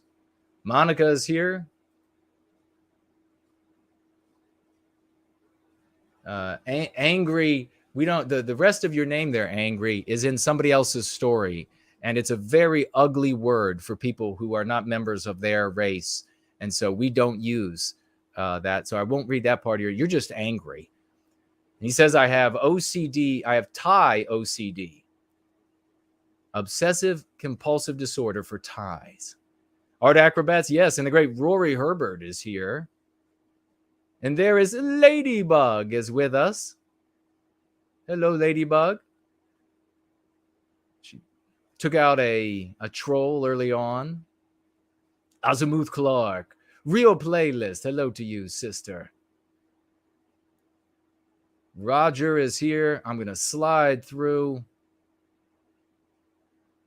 Euro Yankee. Great to see you, sister. And Monica. Welcome. Hello. Hyperborean Dream and Speedrunner. Caleb and Starlet are here. Wonderful to see you all. Hello to everybody who's not speaking in the live chat. Joe says Jason should run for president. Matthew would probably agree. Brent Danger of School of the West. Dean Danger is with us. The coolest name for a dean ever to live. JK160 and King Elvis. JK160 says, Andre has a new song. It's amazing. Is it part of the symphony that he's writing for Prometheus Rising? Or is it something he's doing in between releasing the different segments? I got to check it out. Andrei Moisejev is just a talent nonpareil, and he's writing a symphony to my book, and you can go back to the beginning of the show today, the gathering today, and hear me read the back of it for you. This is Prometheus Rising. I rewrite the character of Prometheus. It's didactic to teach us about ourselves, our people, our strengths and weaknesses. And that epic Lord of Melody is writing a symphony, and we already have the first segment, and it is truly magnificent. The Tokyo is here. I started buying ties. I have, as you know, I've gone through my tie collection twice now, but I have a large tie collection. When I was working on the Hill, I bought ties I bought ties to sufficiently look good and varied, because one of my jobs was to persuade. And so if you are insipid and predictable, then you are not very persuasive. Montana Kid is here. Caleb says, I'm at the gym and I have no white gill. What are you doing with no white gill? That's awesome, Caleb. Il Ronder says, do you take call-ins tonight? I do, toward the end of the gathering. If you would like to call in, please let me know on Skype and I will call you.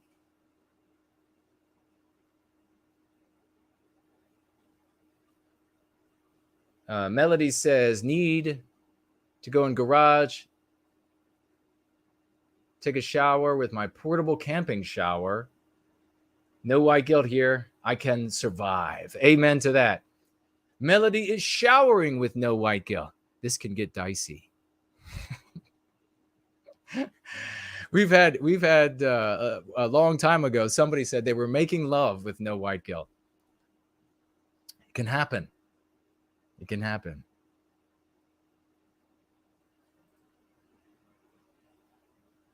I do have a Rumble, and you can find it in my links. Check it out. The great First Last is with us. Wonderful to see you. Cindy, Ben, and Vexed. I'm loving it tonight. All right, we're going to have to jump on over. Lunder from Down Under. I'm going to get started really quick on this, and I'll look back at your comments, but I want to keep it moving. We're on page 54, second edition, Go Free, Iteration 2. If you don't have one, you need to get one right away. You can get it at Amazon. You can get it on Kindle. It's practically a giveaway, this book, to save the white race, to save Western kind. It's doing it. It's been doing it. Why? Because this is a workbook. It contains a method. It's a practice you have to employ in your life, like working out or eating right. You do it, you reflect on it, and you will succeed. You don't read this once and put it on the shelf. Unless maybe you're working for the FBI or something. Anti-whitism in government. Well, we just started off the show, the gathering today, with quite a lot of anti-whitism in government, but let's have a look here at what is written. And the purpose of this is to give you, in this stage of the book, is to give you some ideas about how to start seeing anti-whitism in government. And I go through different aspects of your life. Anti-whitism is rampant in the federal, state, and local governments of the West. And here are a few examples. The beginning of the gathering. And affirmative action policies that legalize discrimination against whites for the advancement, enrichment, and empowerment of non-whites in educational, enrollment, hiring, promotions, government contracting, loans, grants, licensures, etc. That's all anti-whitism. Race norming policies that exaggerate non-white performance by way of various and unscrupulous mechanisms, thereby undermining white effort and achievement. For example, artificially inflating admission test scores for non-white people. We know that, check it out for yourself. Many have made the claim. That they need only put their race on there, and if it's non-white, you get extra points. But investigate for yourselves. As you all may know by now, the ear is against the door. The ear is against the door. Taxation policies that disproportionately affect or harm whites while benefiting non-whites. For example, anti-white dominated governments inflating property values in white areas in order to increase the tax revenue from those areas. These funds are then lavished on non-white people and non-white areas. Investigate to see that if that has happened in Georgia or elsewhere. Have an investigation. Failure to enforce laws that intentionally and unintentionally accrue to the benefit of Westmen. For example, laws protecting the nation's borders from border crossers. Investigate that, please, won't you? And remember, the borders of the West are never going to be closed because the West is the white race. They're never going to be closed until we recapture our destiny, because it is the most visceral and carnal way to violate and vitiate Western kind, to leave the borders wide open. So that's not happening until, and it can be in increments. They can slow it down at times, but then it's opened again. So we have to recapture our destiny. I mean, we really should think of, I don't particularly like referring to the country as a she, because when we refer to our states and our countries as she with the feminine, we're ultimately seeking to please our mother. And that's not who we should be seeking to please in our adulthood. We should be seeking to please our fathers. So if they were men, and if your actual father or your adoptive father was not a man, then you can look to me, you can look to founding fathers, you can look to plenty of heroes throughout the history of our race. But that's who we should be seeking to please. These kinds of things are fundamental. And just think for a moment of how detrimental it is as an adult in your capacity as a citizen of your country to be attempting to please your mother. What did your mother want? She wanted everything to be fair. In this case, for most women, not all. She wanted everybody to have their turn. She wanted everybody to be safe.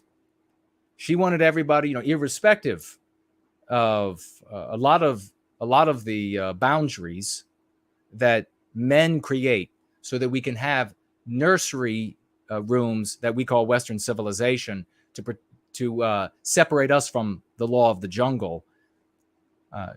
Irrespective of those boundaries, she demands that everyone receive the same, everyone have the same benefit. And if someone was denied, then they need to recoup at your detriment. So calling our countries she's and our states she's and our governments she's, I think is blasphemous. And it should never be done again. Absolutely never done again. In fact, you should probably, metaphorical, slap the shit out of anybody who calls it a she. Changing the names of roads, schools, and landmarks that honor Westmen to supplant these celebrated whites with non-whites and generally anti-whites on these names, on these banners, statues, etc. Selective application of rules, laws, exemptions, waivers, and subsidies on the basis of race for the benefit of non-whites and the detriment of whites. For example, the refusal of the regime to enforce laws when non-whites might be out there looting or rioting or committing hate hoaxes. By contrast, the regime has illegally shut down legally and constitutionally permitted rallies organized by advocates for white sympathy.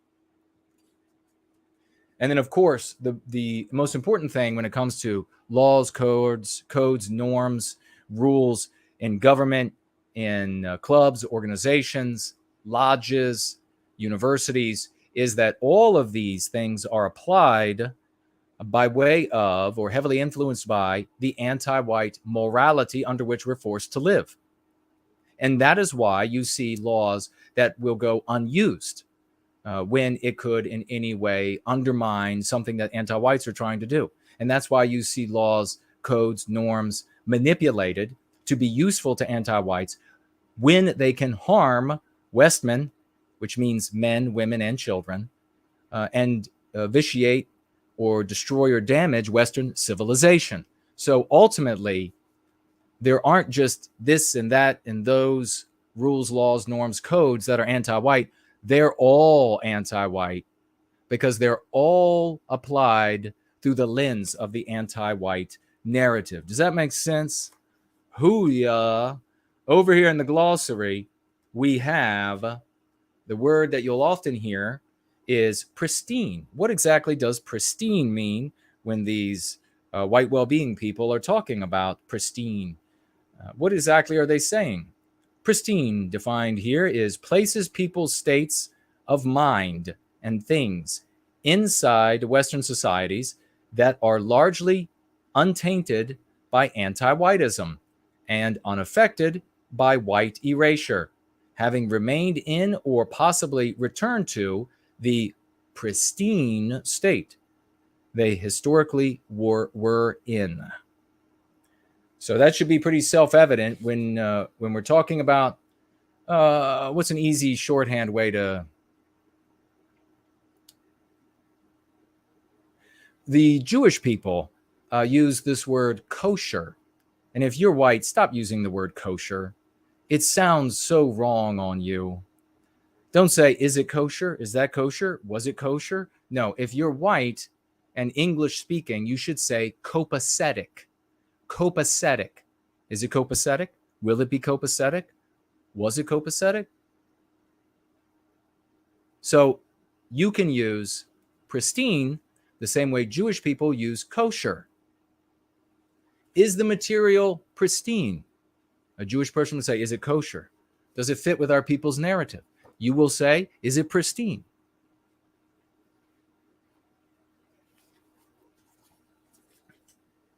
Is that person over there kosher?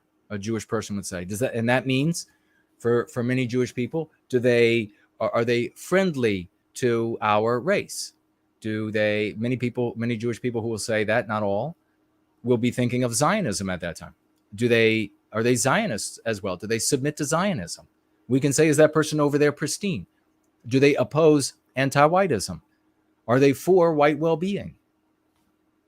We'll jump on back here to the MP, meme pathogen, which is an anti-white idea, a concept that we have been infected with over the courses of our lives, and therefore we have to deal with. So today's is white fragility, and you heard the great sloths over here. The great sloth said his 1-2 punch is to say, when an anti-white says white fragility, how many of you all have been confronted with that? White fragility. This is white fragility. You're just fragile. You're complaining you're just fragile.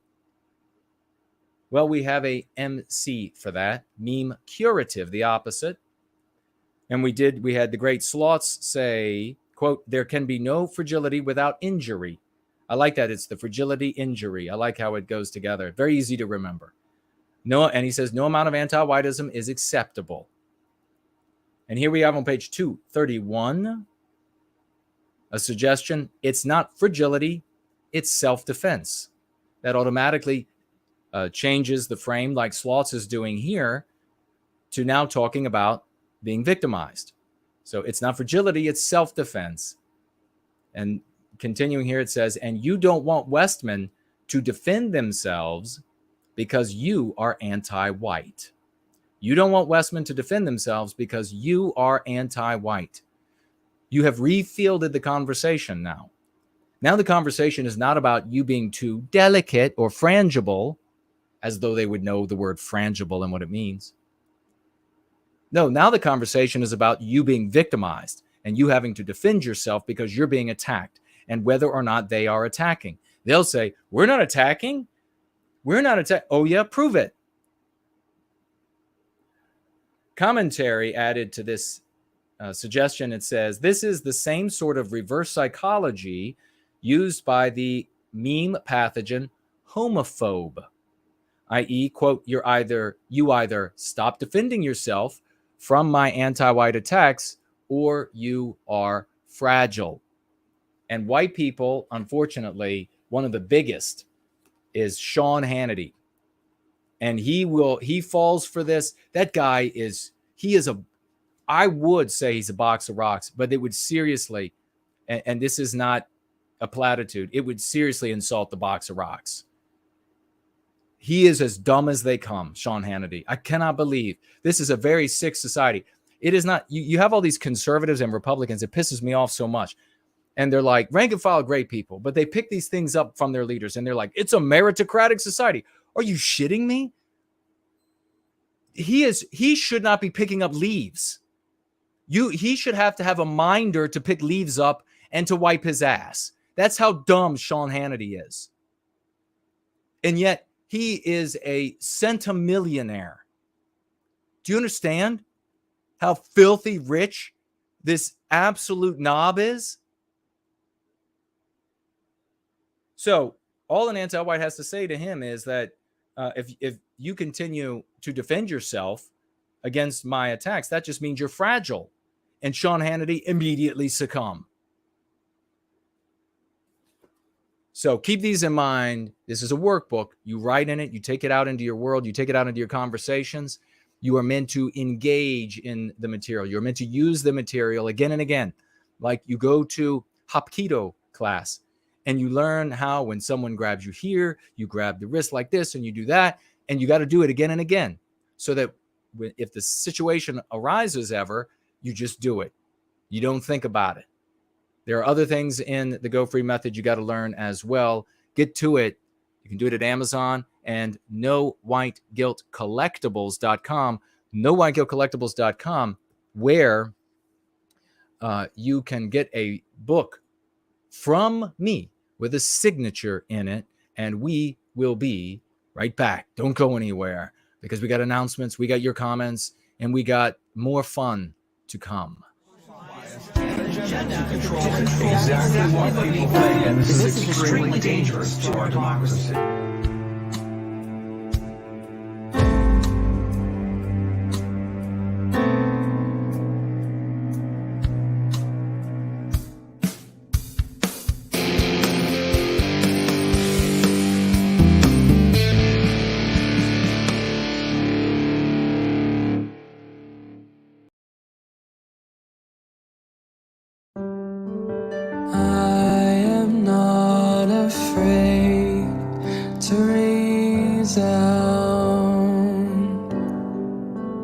And with every passing year I find myself gaining ground.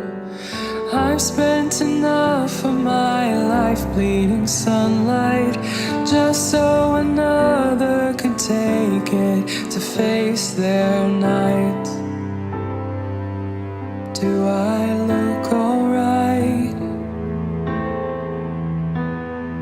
Tell me all you know and give me eyes to see all of the beauty that's staring straight back at me. 'Cause everything I feel wonders if it's real. Back to the bottom, no oxygen here, and yet I am not afraid to ease out.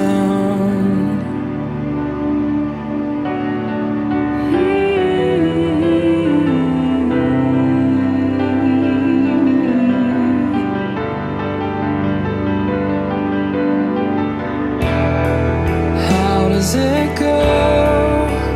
We all fade as a leaf in the end. And what would you say if you were certain? And how many days did I wait to begin? And it's such a shame that I asked for permission. Tell me all you know and give me eyes to see all of the beauty that's staring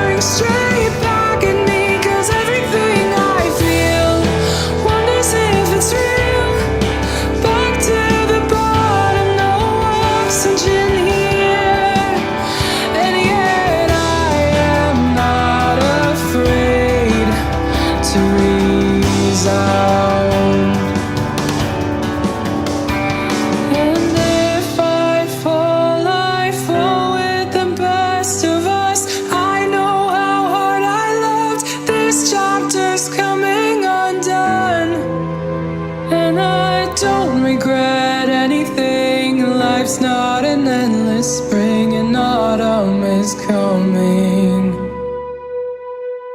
And all I know is beauty transcends, and when there's darkness, beauty transcends. 'Cause what I know, beauty is real. From what I feel, no matter if I'm at the bottom, 'cause I am not afraid to resound. No, I am not afraid to resound.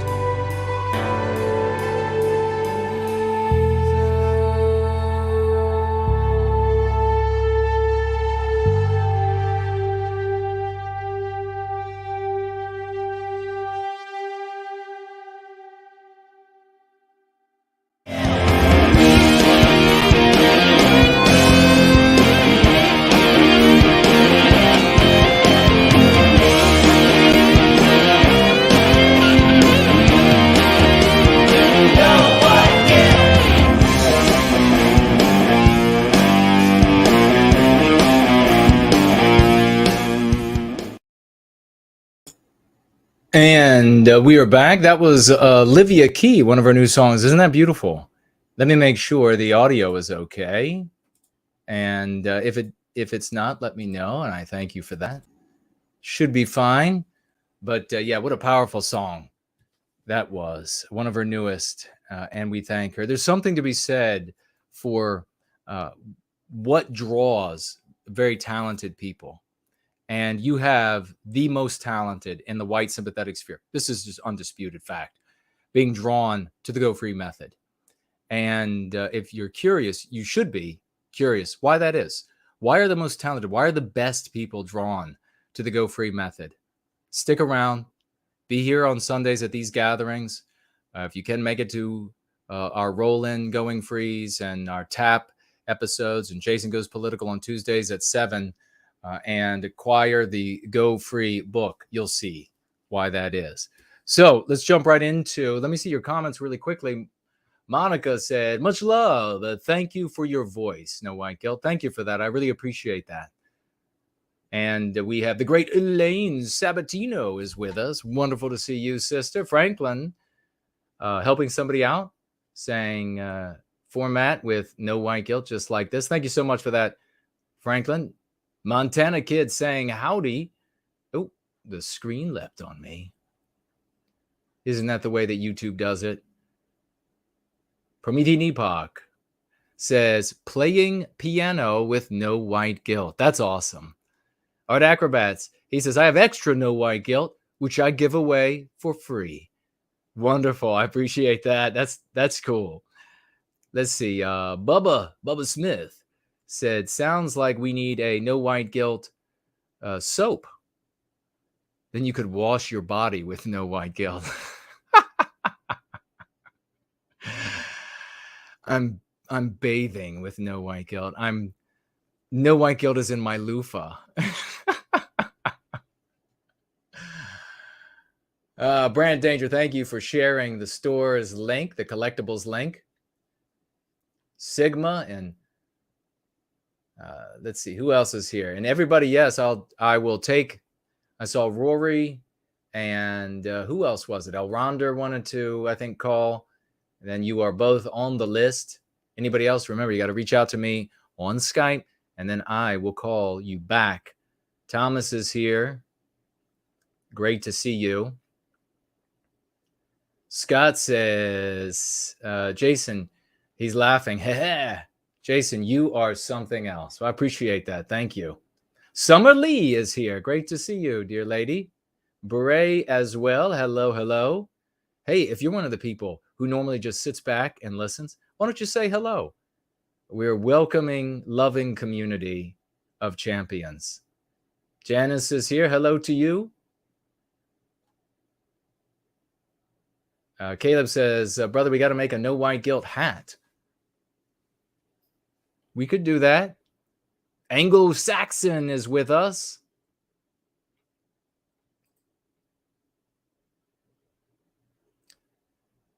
Oh, the Tokyo. This is not the place. This is not the place. You have I know on your browser, on your phone, and you have a long list of fetish sites. So this is not the place. You need to head back to your fetishism elsewhere. But thanks for stopping by. Let's see about our announcements. It's been 21 years today, ladies and gentlemen, since the anti-white terrorist attacks of September 2001. And just if you haven't already, take a moment to think about all of the people who lost their lives during that anti-white terrorist attack, and also for everybody whose lives were oppressively changed permanently that day, including mine. So please don't be anybody, please don't be one of those people that say the conspiracy theory thing about a missile hitting the Pentagon. I saw the plane hit the Pentagon. Permanently changed my life. So heart goes out to everyone who was affected by that horrific anti-white terrorist attack. All right. What else do we have here? Do also want to say again that we condole with everyone who held Queen Elizabeth II in reverence, for she passed this week. She moved on, and finally she lived a long life. I tell you something that I don't understand about when I've turned on the news briefly is they're talking about, everybody's like, it's so sad. It's so sad.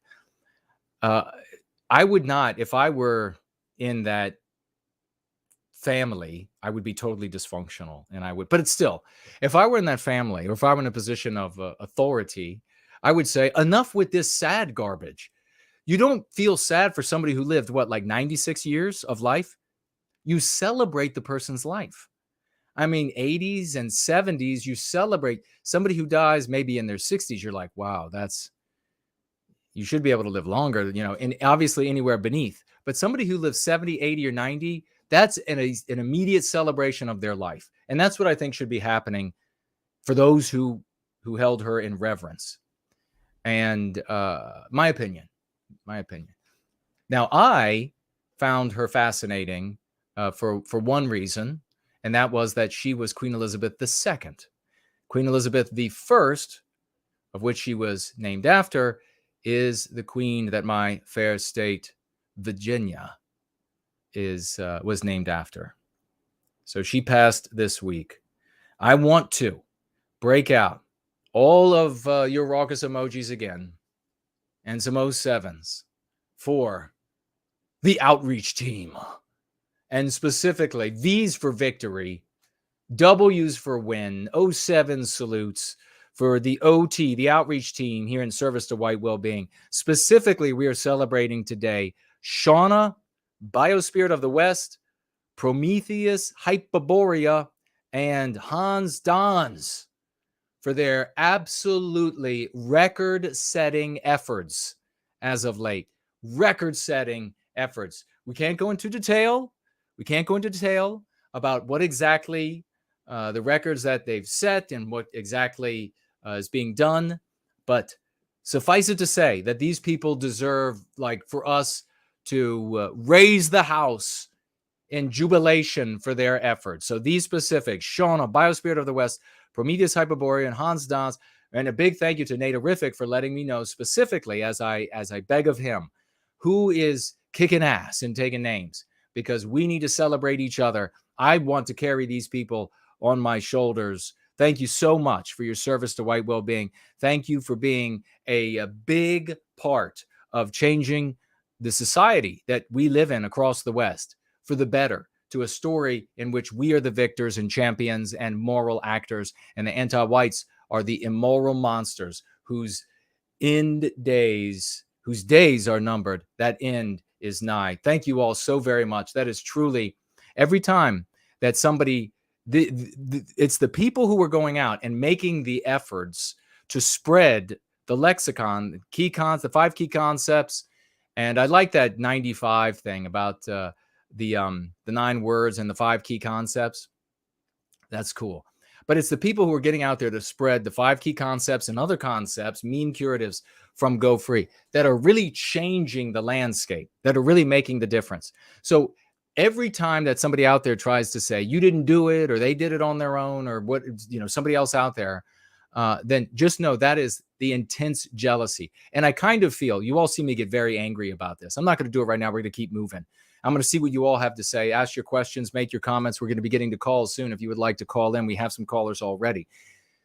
I get so angry because I view these people, no matter what their age is, I never met them or whatever. I guess I should say, I view them as my teammates, like my teammates on the gridiron, especially football.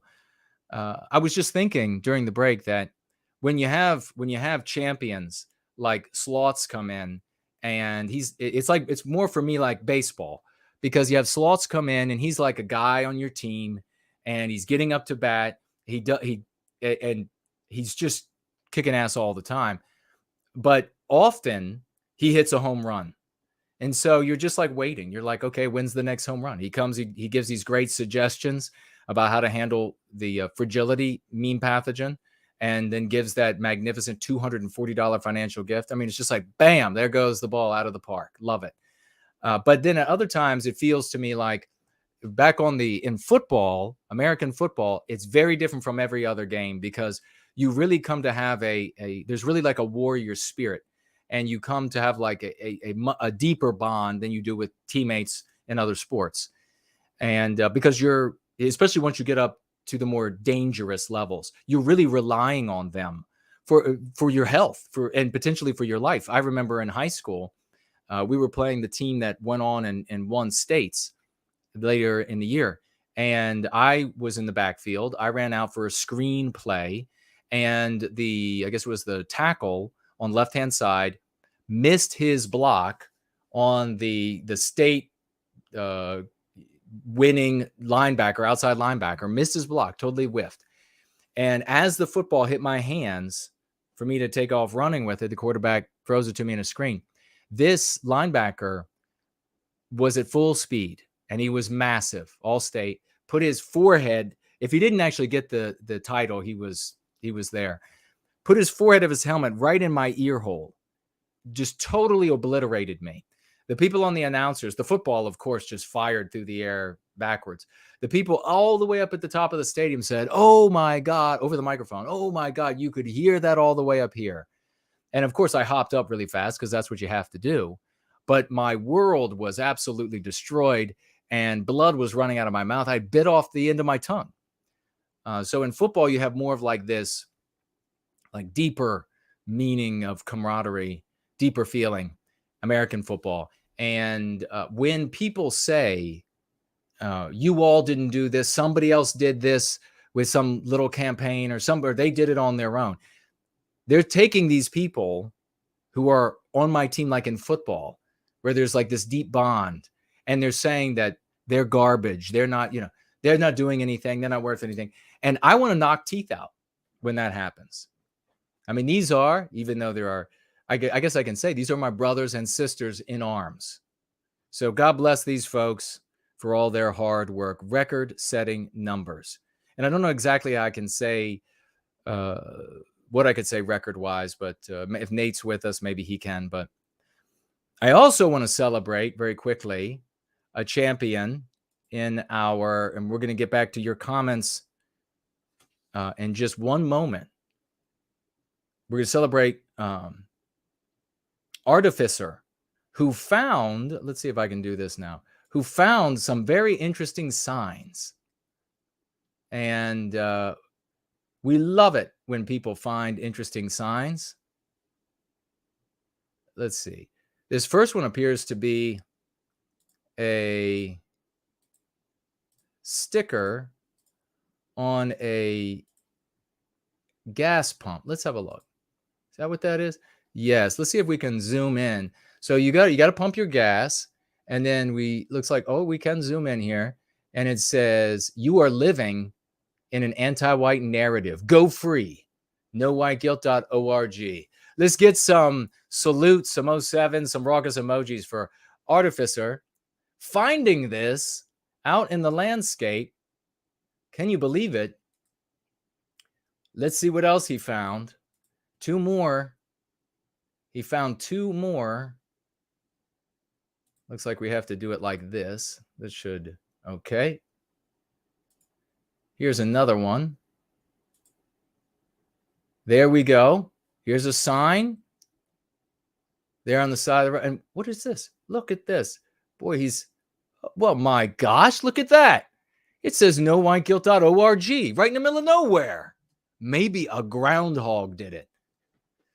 Maybe it's all of the support that Carlisle and Rory have given to groundhogs that we now see the groundhogs have set up a nowhiteguilt.org sign outside of their burrow. An Artificer spotted it and got a photograph. Magnificently done, brother. Thank you for that. And what do we have? We've got one more. And let's see. Looks like it might be the same sign at a different time of day. Let's see if we can pull that up. Look at this, or it's a different one, but same. Do we know? That's awesome. Look at this. No white guilt out of. So when you pull out on the road at night, look what you see. My gosh. What will the neighbors think? Oh my Lord. What will they think? Well done, Artificer. That's keeping a sharp eye and being able to spot these signs and banners and stickers going up right where people have to look. Saving lives every single day. And ladies and gentlemen, we've got this. We're going to be mixing this in from time to time to fire you up. You all know of the community member, and this is our last. We're going to move on to the content creators segment, and then the thaumatological mailbag, and your comments, and then calls. So don't go anywhere. It's going to get exciting. It may even get ruthless. But before that, we're going to celebrate a brand new video with a magnificent guitar work of the one and only Based guitarist.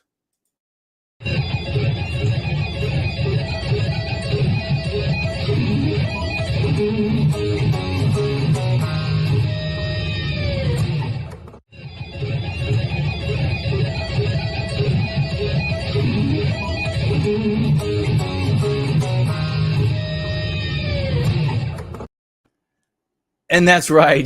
That is the bass guitarist. This guy is magic. It's unbelievable. He is Van Halen with talent, and that's saying something. And bass guitarist. And if you don't like the go free method, well, you can just go free yourself. So we'll put a bumper here. 12 seconds. Be right back.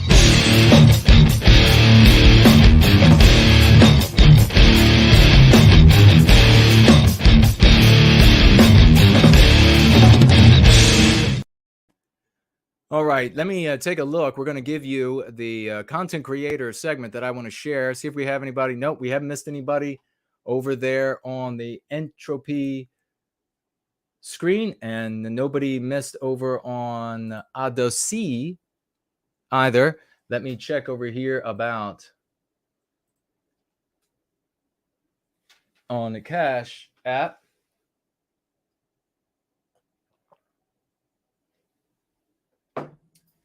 And we have, ladies and gentlemen, we played it might be his newest piece. No, it's his second newest piece, For No Can Tell Us, because there's another one that's this like mellow one that's really cool. And I'll play that one for you all in the future. We're going to be playing more works from our artists.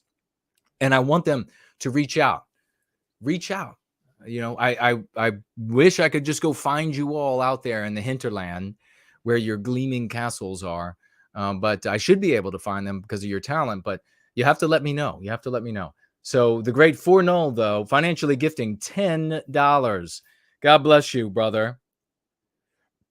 And with those $10 from this champion, he says, for working your butt off for white well-being. I really appreciate that. The ability to see the work invested is a precious skill. It's a skill that you have to learn. I mean, if you look at something, I have always been mesmerized when you see something, a work that when you take a look at it, you kind of instantly know the amount of effort put into it. And for me, can make me just at times go totally silent. And in fact, sometimes people don't like to go to museums with me or sightseeing with me because I can become stuck. I can even have that happen while I'm taking a walk through the woods at nature.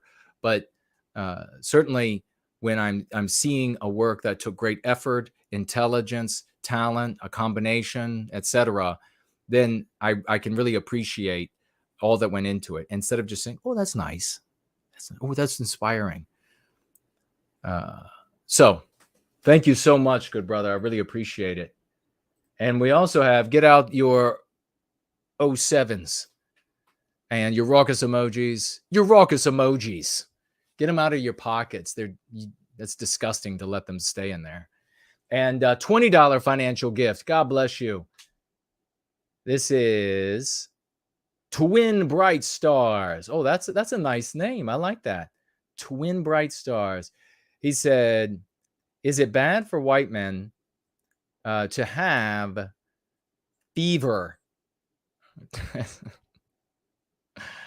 Twin Bright Stars wants to know if it's bad for white men to have a certain type of fever that the AI would immediately start listening here for. And so I won't say exactly that, but if you are genuinely white, male or female, then you should be looking for a white mate, in my opinion, because to do otherwise is to commit biospiritual white erasure or biological white erasure. So that is that's my opinion. That's my sentiment. And so there you have it. But thank you very much for that very kind financial gift of $20.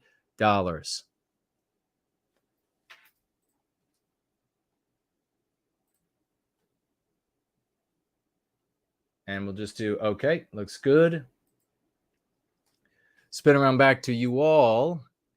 And thank you all very, very much for V's for victory, W's for win, 07s.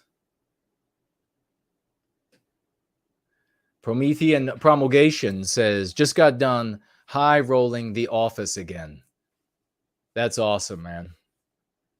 You know, the thing that's going to happen here that never happens with anything else and that is happening, I should say, not going to happen, is happening, never happens elsewhere in the white sympathetic sphere, is you'll have guys do an ass-kicking job at work, excelling, getting promotions at their construction job.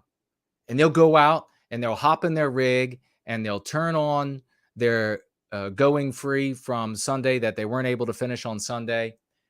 And at the exact same time in another city, you'll have the white guy busting ass, kicking ass, getting raises and promotions at his job in the skyscraper, rolling out of there at the close of day, jumping in, whatever it is, his Jaguar that he's driving, listening to the exact same gathering. God bless you, brother. Who else is here today? I know I've seen there's Nathaniel Nelson. He's a force of nature, folks. He is a force of nature. They sometimes people will give him other names the same way they name hurricanes. That's how much of a force of nature that he is. 0022 is with us. Promethean Healing is here. Great to see you. Corbin is with us. Wonderful to see you. Let's get to some of these content creators. And if somebody should be on the list, then you have to get to me. Put it in the thread because I'll be able to see it easily there, not in the live stream. I won't be able to record it after the fact. But we have here. And now, everybody on this list is on YouTube as far as I know. And so you want to only follow them on YouTube. But if you can't find them on YouTube, they are at some other places. But I personally want you following them on YouTube. So you have White People's Press. That's Tony Vermont. And they are at, if you don't find them on YouTube, they are at whitepeoplepress.com. Westman Media, which we share clips of here, and we will be sharing many more of these fantastic little news clips that they have. I love them. They are also on Odyssey, Westman Media, School of the West, which, in addition to YouTube, is also at schoolofthewest.world. Discordant Dragons, that is Yiz, and you will find her on YouTube, Yiz the Eunuch. Dragon Synth Adventures, that is for Null, and you will find him on YouTube at Cornelius Newland. The great No White Guilt Clips on YouTube, youtube.com/No White Guilt Clips, champion, gentleman extraordinaire of the West. Western Kind Wellbeing Newsletter, of course on YouTube, but also at finalblossom.substack.com. Porridge of lovely Porridge. Now it's Jubilation Media, but I think he's easily found on YouTube as Ruination Media. Intellectual Embargo, YouTube, but also Odyssey. Intellectual Embargo at Intellectual Embargo. Also, Final Blossom on YouTube, youtube.com/Final Blossom. Making videos as well. Extraordinary man. Alternative Voices Portal on YouTube, but also at Odyssey /alternative, maybe _voices_portal. And that is everybody that you need to know, at least for now, who is on our Content Creators Share segment. And we will now use bass guitars as a bumper.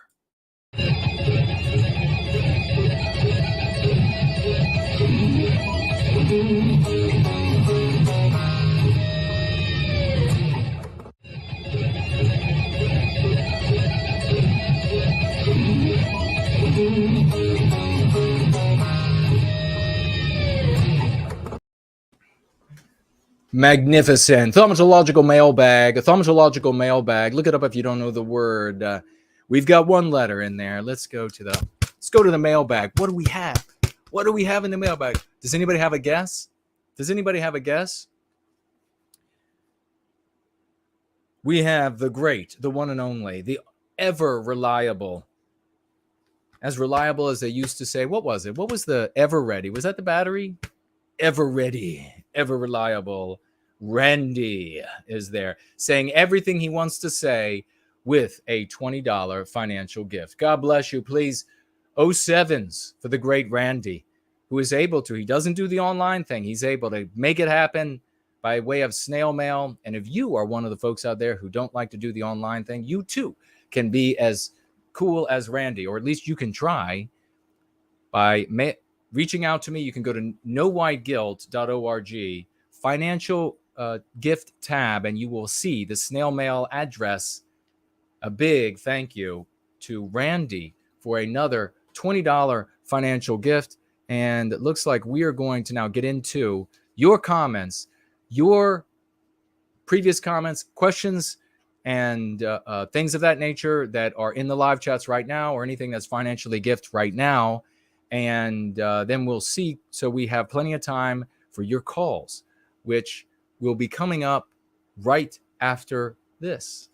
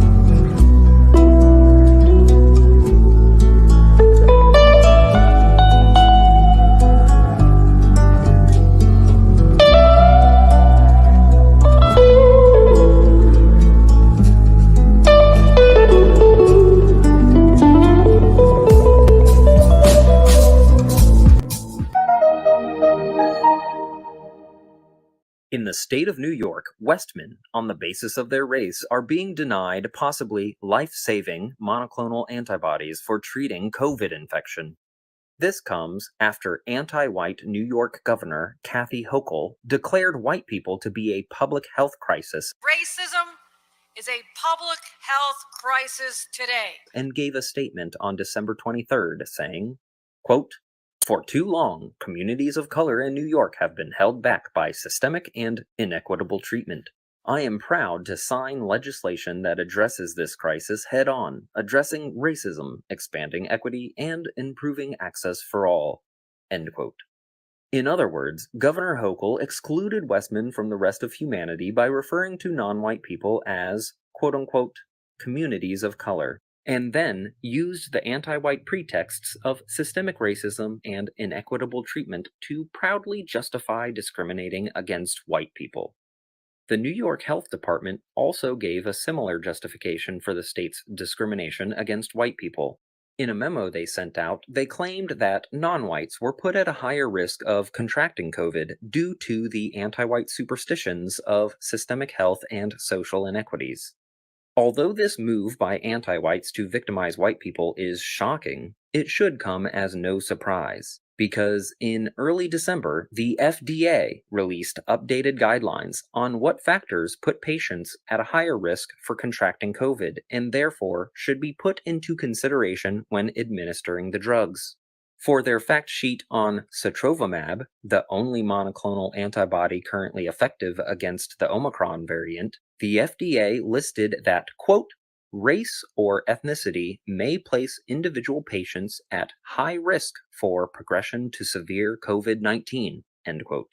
For their sheet on Paxlovid, Pfizer's new antiviral pill, it used the CDC's definition of what puts people at a higher risk for COVID, which included being non-white due to the same anti-white superstitions and pretexts of systemic health and social inequities that the New York Health Department cited as their reasoning for denying Westmen healthcare. New York is not the first state to enact such medical discrimination against whites.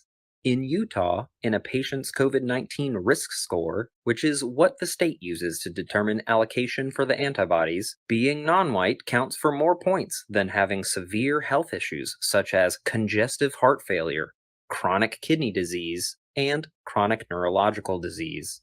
In Minnesota, young, healthy non-white people have been prioritized over elderly white people when allocating monoclonal antibodies, due to their so-called ethical framework guidelines that allow whether a person is white or non-white to be taken into consideration when allocating the antibodies. More of this sort of horrific medical discrimination against whites should be expected, as the anti-white regime continues to use COVID-19 as an excuse to victimize Westmen.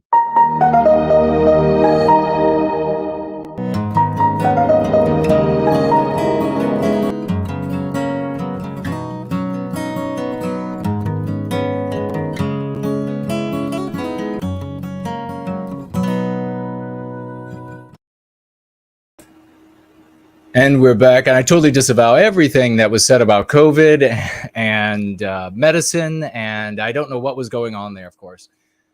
So we always agree with the WHO and CDC, even when they disagree. And nonetheless, that was a fantastic piece by Natarific and Westman Media. I love them, don't you? So let's get into the comments from this past week. If you can hear me okay, let me know, I guess first. I guess I can check that, and I will look at your comments as well that you are making right now. I will have a look. And, whoa, get out your 07s, the raucous emojis. They should already be out running around on the floor. Lay down some paper so that they know where to go to the bathroom. And let's bring it forward. Let's bring it loud. Let's bring it now. For Dude Bro Moment, financially gifting $50 to white well-being. 50. No more victimizing our white baby dollars. What do you think of that, anti-whites? What do you think of that, you meth addict down there in South Carolina? $50 for white well-being, he says. Prometheus rises. Kip. I love it. He writes with it, $50. He writes, for white well-being, Prometheus rises, Kip. God bless you, brother. I really appreciate that. $50. That's some awesome stuff. There are true champions here. Porridge was saying it in the way that only Porridge can. In fact, we have some great comments from Porridge to look over here. So I'm going to be looking at these. I'm going to be looking at yours in the live chat at the same time. Nathaniel Nelson says, getting stronger with no white guilt. And what else? Lunder from down under, not to mention those darn kangaroo riding Aussies hopping to their favorite fish and chip shop, listening to the same live stream. There you go. That's right. All around the world. All around the world. Bass guitarist is with us. Great to see you, brother. Donning armor as well. Wonderful to see you. Yeah, bass guitarist is as based as they come. Promethean Epoch says, no white guilt. Working on trailer music with no white guilt. I love it.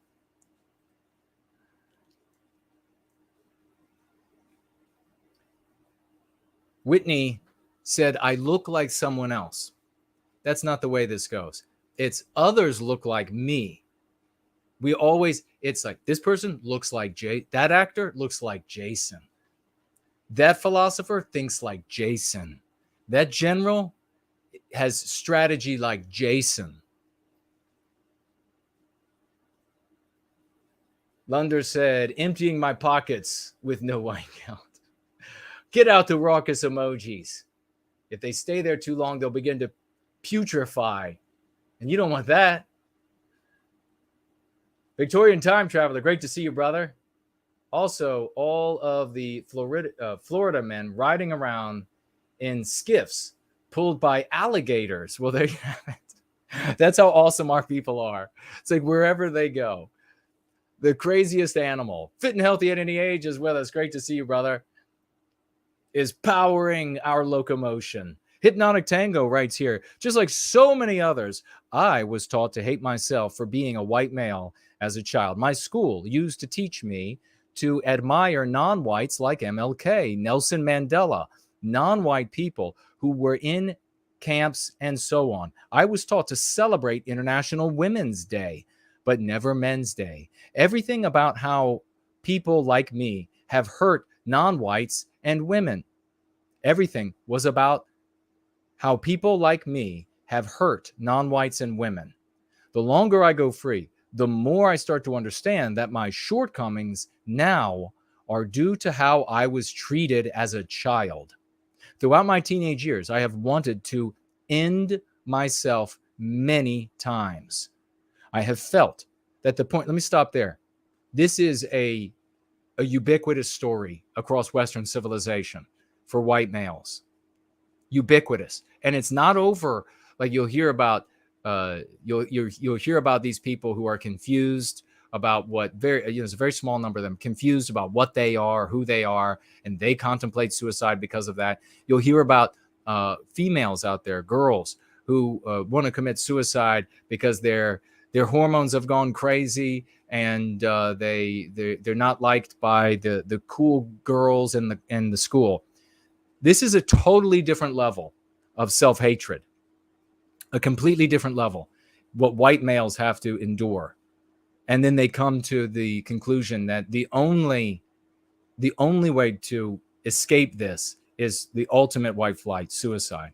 It's everywhere you look. There isn't anything good about white men whatsoever.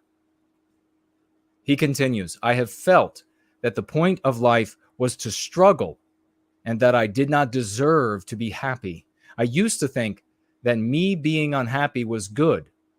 I have always, think about that society, not to diminish what girls go through or to diminish what anybody else, maybe they don't know who they are, what they're going through, but it is to say that this is infinitely worse. I used to think that me being unhappy was good. I have always hated looking at myself in the mirror. I have hated that I have body hair and a high hairline and felt that a man's body is ugly. one of the worst things is that I still feel more empathy. One of the worst things is that I still feel more empathy for non-white people than I do for white people.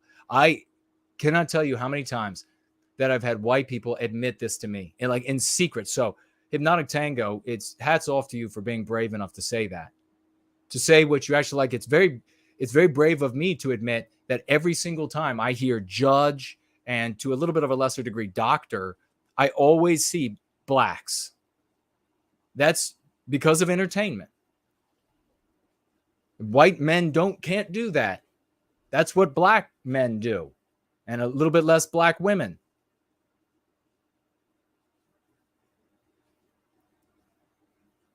One of the worst things is that I still feel more empathy for non-white people than I do for white people. The reason why I have taken a few steps to better myself throughout the years is because my subconscious still thinks that white men like me, that I haven't taken steps to better myself, is that my subconscious still thinks that white men like me are evil and deserve to suffer. You think that's not true? Look at that a bloated woman that who's white, hates white people, eating herself into oblivion that we talked about here 2 times. A while ago, I talked about how I once brought harm to one of our fellow brothers, one of our fellow white brothers, and bullied him for being a heretic. I have thought for so many years that I was done harming white people. But there is one white man I have kept harming, and that is myself. Hats off to you. Salute to you, brother. Hypnotic Tango, for the bravery to admit what's actually going on. You have no idea, and I mean it in total sincerity. You have no idea that there are white guys out there, big and strong physically, but they can't admit a single thing. That makes them cowards. That makes them weak. So, God bless you, brother. Thank you so much for that. Let's go to Tree City Renovations. Writes, Bubba is a prime example of how we've fallen. This is that Buddy Brown, or is that what his name is? And he's the cuckold content creator for rank and file, good MAGA and conservative people. Bubba's a prime example of how we've fallen. While I am a strong proponent for individualism, there is a fine line between taking care of yourself and neglecting the interests of our society. Community is key. All these fools who don't care what's happening around them because it hasn't happened to them yet. All these fools who don't care what's happening around them because it hasn't happened to them yet. Precisely. And that's what Buddy Brown was talking about. He's got his father's belt and used condoms or whatever it is. And so therefore the anti-whites can't harm him. What a loser.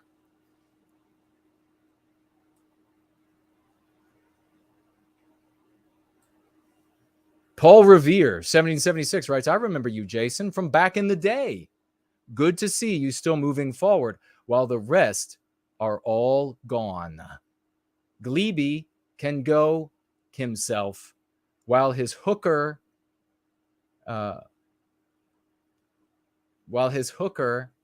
should I say that? Fornicates with someone of another race. Yes, Paul Revere. You have folks that say that, where's the evidence? These me-nots. Where's the evidence that you were around back in the day? Where is the evidence? The fact that every person back then knows me? Maybe that's it. Maybe all these guys that came before you and that were putting in the hard work before you ever showed up on the internet, you little pipsqueak loser. Maybe all those guys who were doing the hard work in an age, when the internet wasn't robust or there even wasn't an internet, and everything was in IRL, and we were passing out leaflets because that's all that could be done, and we had to drive hundreds of miles every time to get to a sizable meeting, because those guys know me, And the fact that you don't know them makes you a loser.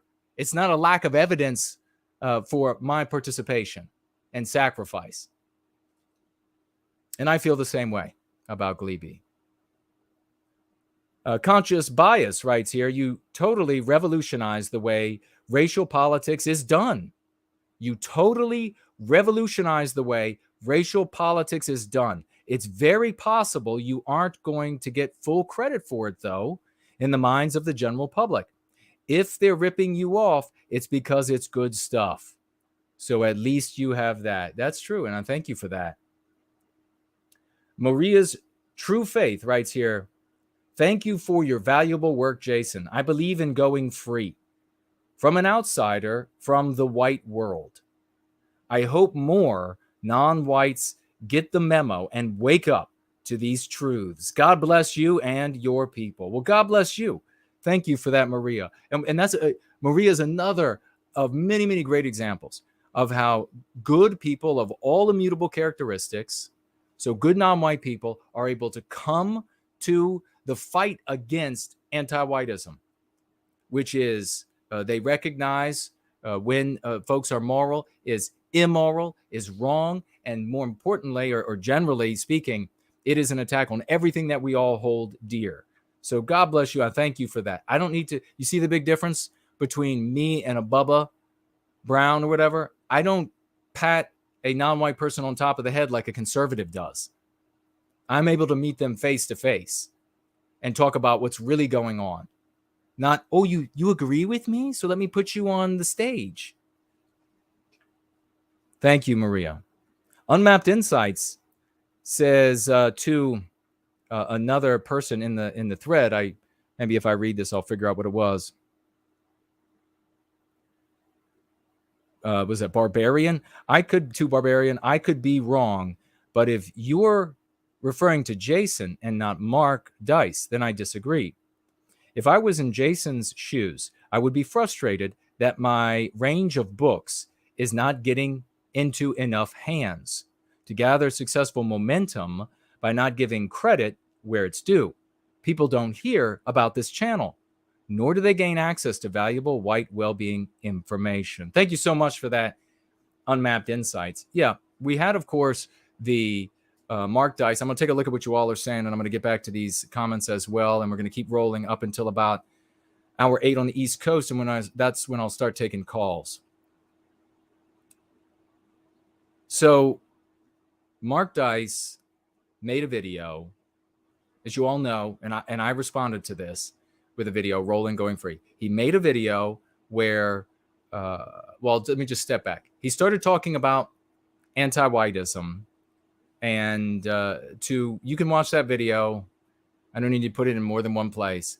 I don't begrudge him protecting his channel, protecting his livelihood. And the ultimate way for him to do that is to say what he said. And that is that anti-whiteism just popped into his head, just occurred to him one day.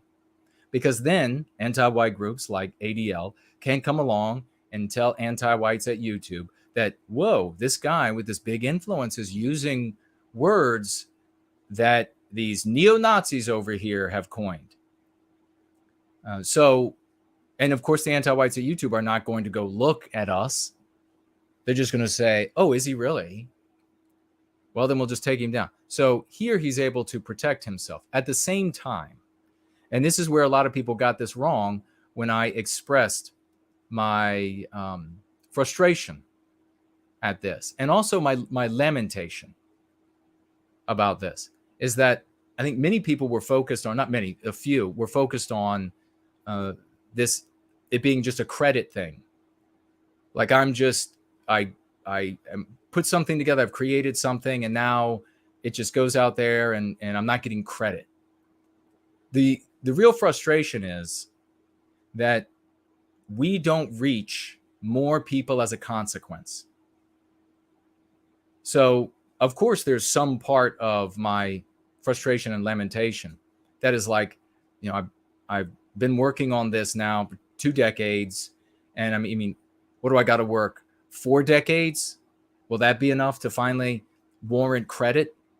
But more importantly, far more importantly, is that if somebody with 2 million, if he's going to say anything, instead of just saying nothing at all, right? Just using anti-whitism, Western kind, and instead of just saying nothing at all, if he's going to say anything, then if he were to say something about this community and the words he uses about the community being what he knows about the community, also a defense against an accusation.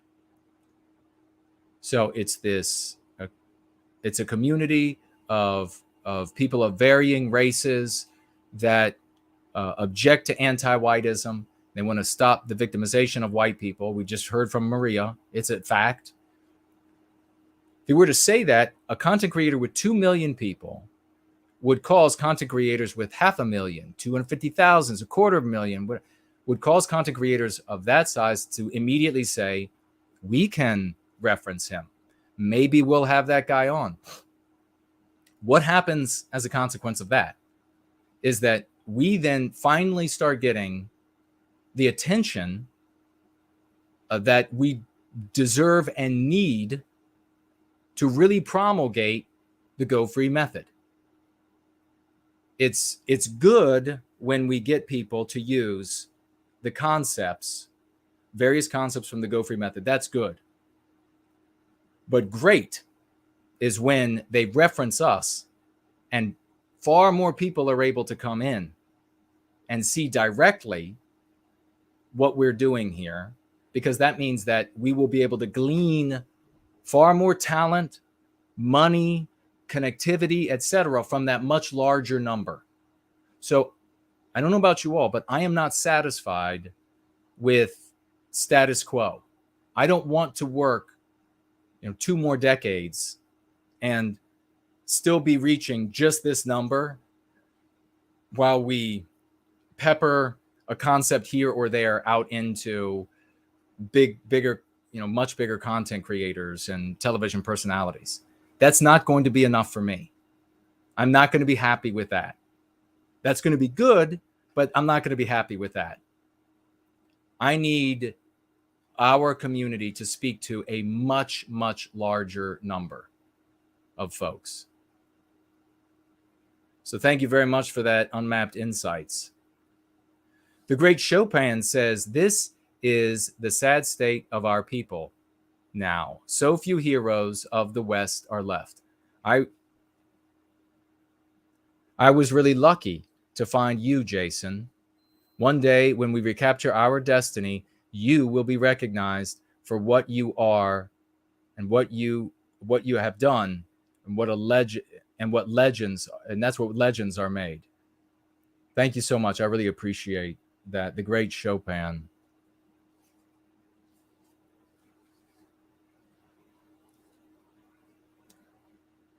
We have here, the great Nathaniel Nelson saying, Franklin and I talked about this a bit yesterday. I remarked that when the day was finally won for Western civilization, there would be a lot of self-congratulatory back-patting from white sympathetics, in spite of all we've done.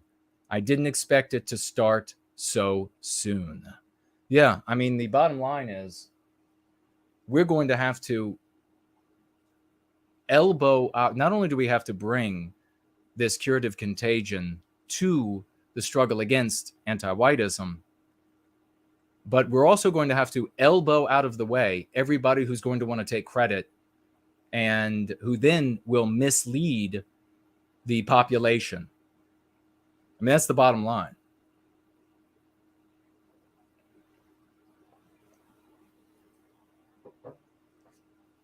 It's definitely not good enough. And in fact, it can really start to get me fired up.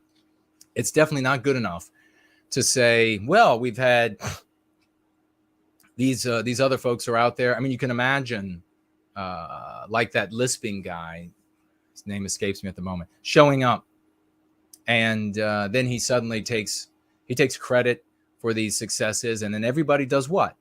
When he takes credit for the successes and he's using some of the key concepts or some of the concepts from the Go Free method, and he takes credit for the successes, and he's got a big enough audience to be able to do that and to have everybody look at him. And since we were not being mentioned by big content creators who you damn well know are watching and know who we are. Nobody knows the better. What happens then when everybody ends up looking at him for what to do next? Looking at him for what's the meaning of X? What's the meaning of Y?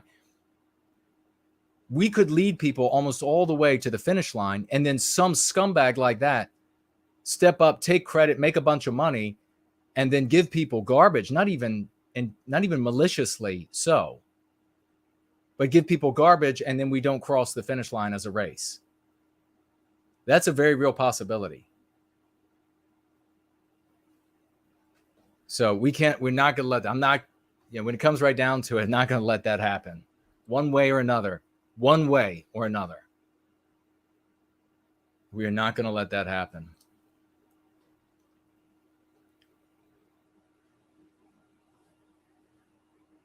And I mean, yeah, and the sort of well, maybe I'll just keep reading here for a second, and so we can get to as many before we start the calls. Arden White says here, Buddy, what is this? Buttnoid. Buddy Buttnoid Brown. For Buddy Brown. Buddy Buttnoid Brown. I'm not even from the South, she writes, and his accent sounds fake to me. I'm embarrassed for him. That's about one of the saddest things a woman can say to you, Buddy Brown. So, yeah, he's a total poser. Pearl Lady, thank you, Arden White.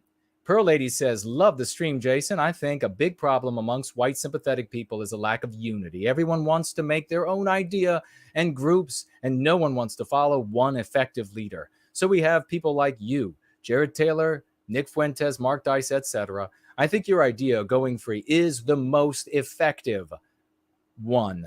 But unfortunately, a lot of people aren't interested because they're more into doomsday type predictions. I definitely think it's good to have knowledge akin to the stuff Jared Taylor has on his website, but it's better overall to have a method for going free in one's everyday life. God bless you, Pearl Lady. Yeah, precisely. Precisely. A schematic to tell you how to go from garbage, or what our South Carolinian meth user would say, shit, to health and freedom and love and the recapture of our destiny. It's better to have that than a really thorough knowledge of shit. Jubilation Media jumps in here, and what does he have here? I thought it was it one or two? He makes a couple points.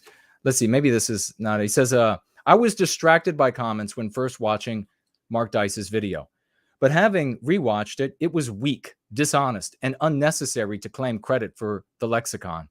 If he doesn't want to directly acknowledge us, that's fine. But it's insulting to outright fabricate a story to deny Jason's influence. Without that comment, the video would have been fantastic, and we'd have nothing but praise for him. I hope he continues using and spreading the lexicon. That's what's really important. But it's hard not to take offense. He continues here with, thanks for going through this. The creators of this ad, and he's talking now about that really violently anti-white ad I just reviewed. The creators of this ad think that those in power can be tricked into upholding law and order if we present it as anti-whiteism. So this is an ad that is like from a conservative person, Jack Posobiec retweeted. It has over 2 million views. And so Porridge is saying the creators of the ad think that those in power can be tricked into upholding law and order if we present it as anti-whiteism. So law and order is anti-whiteism, so just take it up. You cannot trick anti-whites because they are fully aware and steadfast in their mission. But conservatives reveal that they do know the core issue is anti-whiteism. Brilliantly said by Porridge. They do know that it's anti-whiteism because that's the moral system that they appeal to, that they say that they are part of when they try to get more law and order, for example. So they do know it's anti-whiteism. He says that's why they pander to it, anti-whiteism. Why don't they pander by claiming, quote, we are the real socialists? Quote, we are the real atheists. Quote, we are the real Democrats. No, they know these things aren't the core issue. So conservatives essentially say, quote, we are the real anti-whites, and our worldview is the most effective in harming white people, close quote. Then they expect this argument will lower taxes, lower crime, or just result in them being left alone. God, his sagacity is just unmatched. Another one of our gleaming stars from down under. I mean, it couldn't be more true. Conservatives know, these conservative content creators, Republican content creators, they're anti-white. They know the anti-white narrative rules the day. The anti-white morality rules the day. And so they appeal to anti-whiteism to get things like lower taxes, to get things like more law and order. They don't say, we're more woke than you, do they? They don't say we're the real Democrats. We're the real woke folks. Because they know that it's anti-white. They know the core issue is anti-whiteism. Brilliantly said. Brad the Impaler, going back to a Mark Dice comment, says it's quite plausible that Mark Dice has not seen Jason or this community using the term. Now, I'll stop right there. It's not impossible.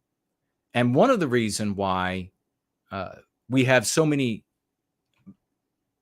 powerful and gifted people here in this white positive community is because, to varying degrees for each one, they were implementing some or many of the concepts, either like Fernald and I talked about, he was using anti-white before he knew of me and the Go Free method. One of the reasons why we draw those people is because those concepts, what they were coming to various degrees on their own, they suddenly see, oh my gosh, it's all packaged up. Somebody's been researching it and studying it and submitting it to the scientific method. And so they come to it. That's why we end up with so many self-starting, talented, tenacious people here. So it's definitely not impossible. And for his own protection of his work and his livelihood, we say that it's totally not impossible that anti-whiteism just popped in his head, like he said. At the same time, we can say that real men and women giving their time to reach out to him in various ways with screenshots prior to him making a video or ever saying anything about anti-white or anti-whiteism. We're doing the yeoman's work, and you dare not take credit for their hard work away, or you are a mother, period. That is a repulsive thing to do. You know why? One of the reasons, first of all, it's not Weston. Westmen don't act like that. We don't take credit away from hardworking people. We don't do it. We find that repugnant. Another reason why it's wrong is because then they stop working. When they work their asses off and something comes to fruition and you say, you didn't do that, they stop doing it. Same thing holds true for me. When I get irritated, vexed, lament, whatever it is, you can't show up and say, oh, well. To me, when I invest this kind of time and this much effort, this much love, this much passion, oh, well. Maybe you work for another 10 years and then somebody like a Dice will mention your community. Okay, great, thanks. Right? So you dare not take away their hard work. It's despicable. It really kind of, I could taste the bile in my mouth. Now, I'm not saying Brad the Impaler is doing that. I'm saying, generally speaking, I could taste the bile in my mouth when you take away the hard work of men and women, especially when they're not being paid. There's nothing but risk to their livelihood, and they could be screwing off like everybody else, as Rome burns. So I've seen the screen captures, and then we saw the earliest videos with one of our websites. So it's totally possible. It popped into his head, and then he found antiwhitism. I'm not saying that's, and for his protection, then we'll say that's what he did. That's what happened. It popped into his head. Then he did some research and found this community. Okay. But nobody in this community should be saying that it did probably happen that way. Probably just popped into his head. Or anywhere in the white sympathetic sphere. Brad the Impaler goes on here. He says, also, it's not as if it takes a visionary to come up with the word. If anything, it's a logical conclusion. Now, I am going to take this in the most intellectually favorable way I can to Brad. Because it would be very easy to be very insulted by that. I responded, I wrote here, I know it looks like it is logical and obvious, but that is because you are looking backward.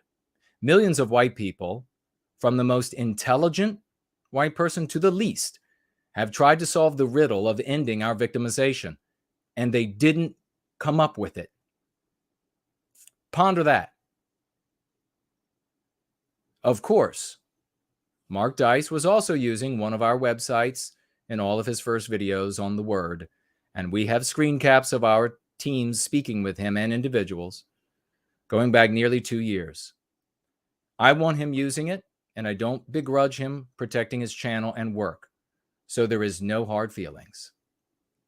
But this is the kind of thing that I'm afraid I've talked about before, and it's because our people are so fallen, because we're talking about a fallen state that Western kind is in. If you want to talk about a fallen state, you could talk about Christianity and the fallen state of man, but that's nothing compared to the reality of the fallen state of Western man. That it would be so easy to say, just blithely, just flippantly, after the fact, after it's working. It doesn't take a visionary, doesn't take hard work, doesn't take a visionary. It was just logical that this would be it. Just this would be it. It's just a logical conclusion. Any old person would come up with it. Now, I don't think Brad was meaning it that way, but that, of course, is to take credit away from all of the visionaries and the hard work. And that's not what we do in the West.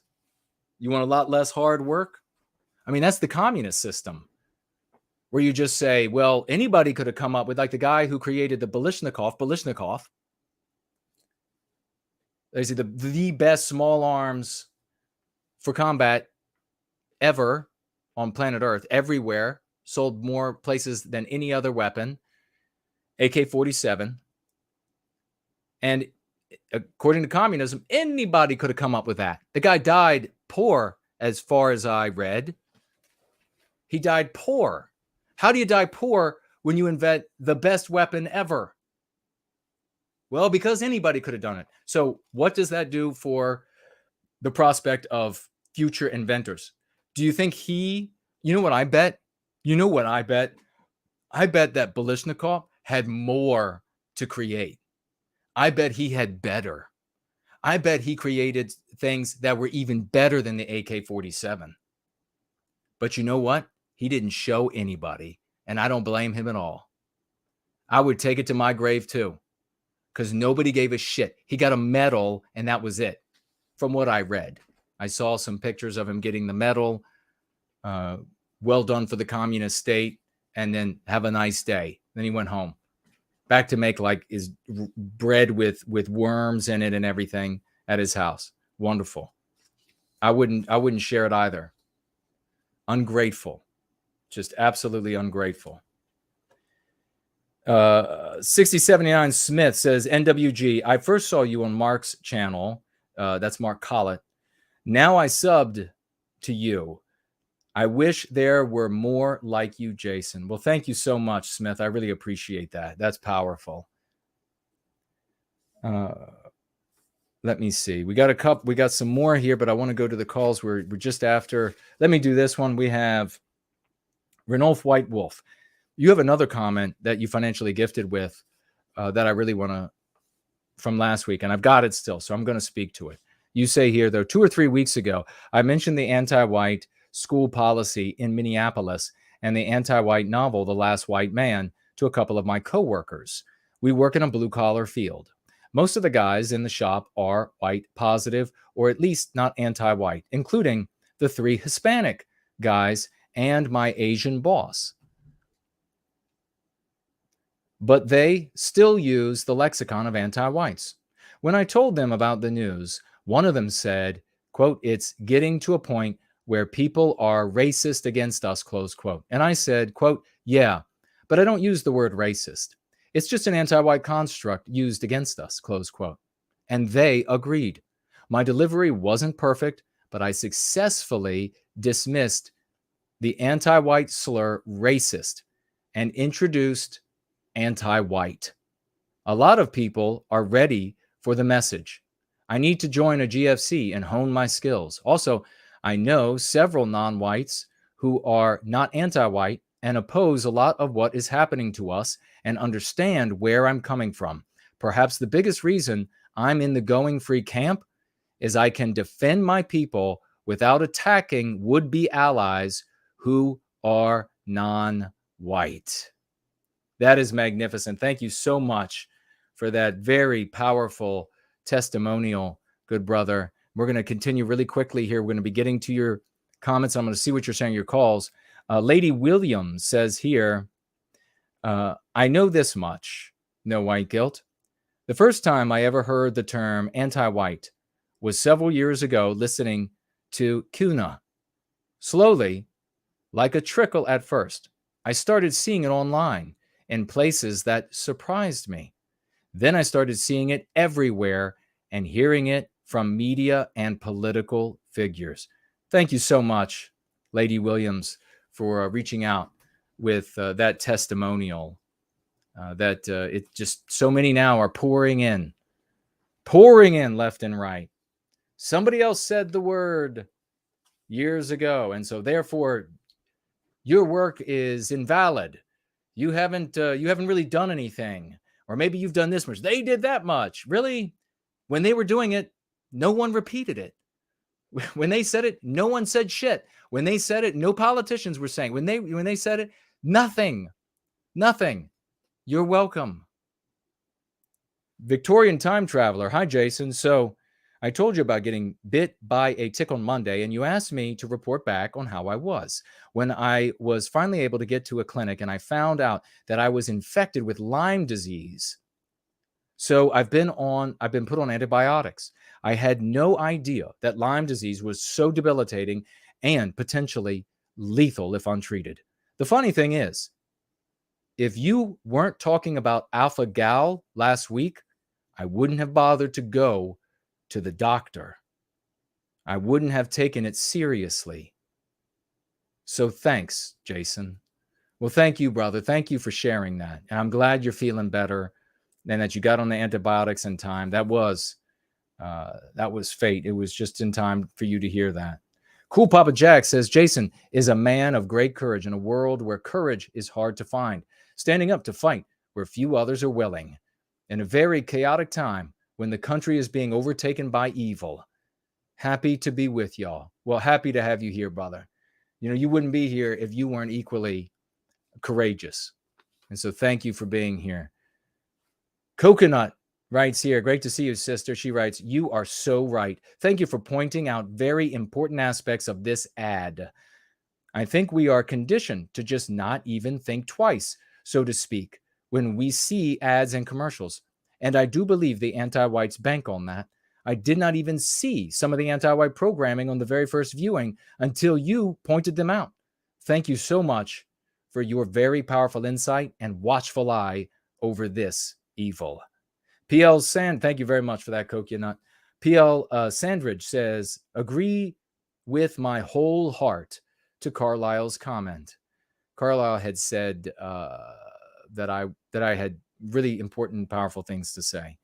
He says, Jason explains very difficult things, especially to those of us just learning to go free.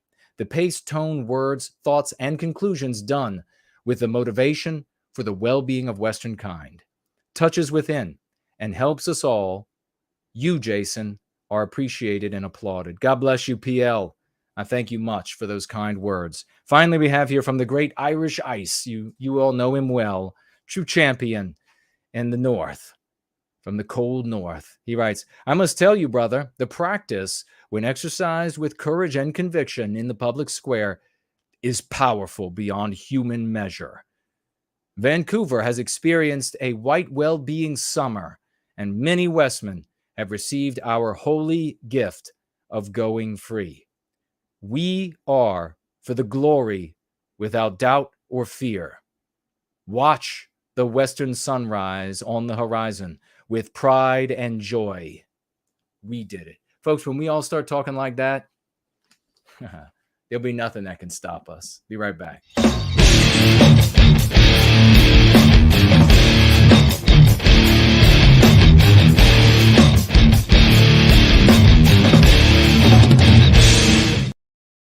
All right, let me see what you all are talking about, and I'll take calls right now, so get ready.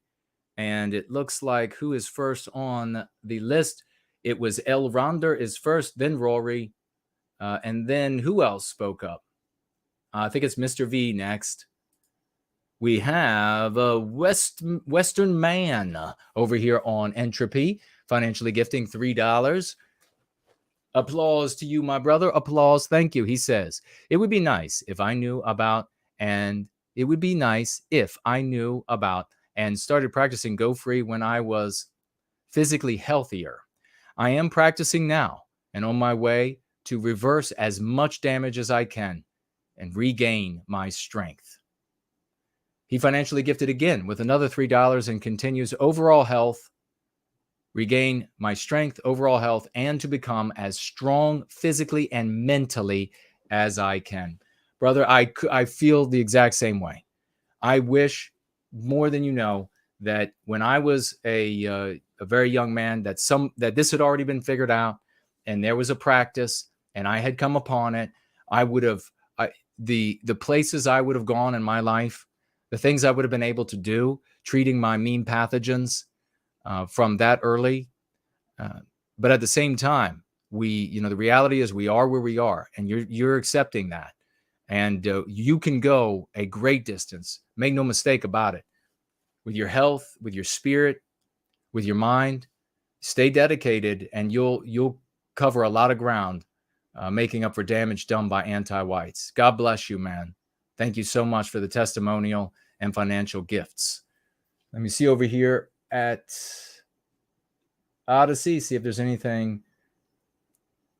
Oh, we got a $1 financial gift over there on Odyssey from White Wellbeing Advocate.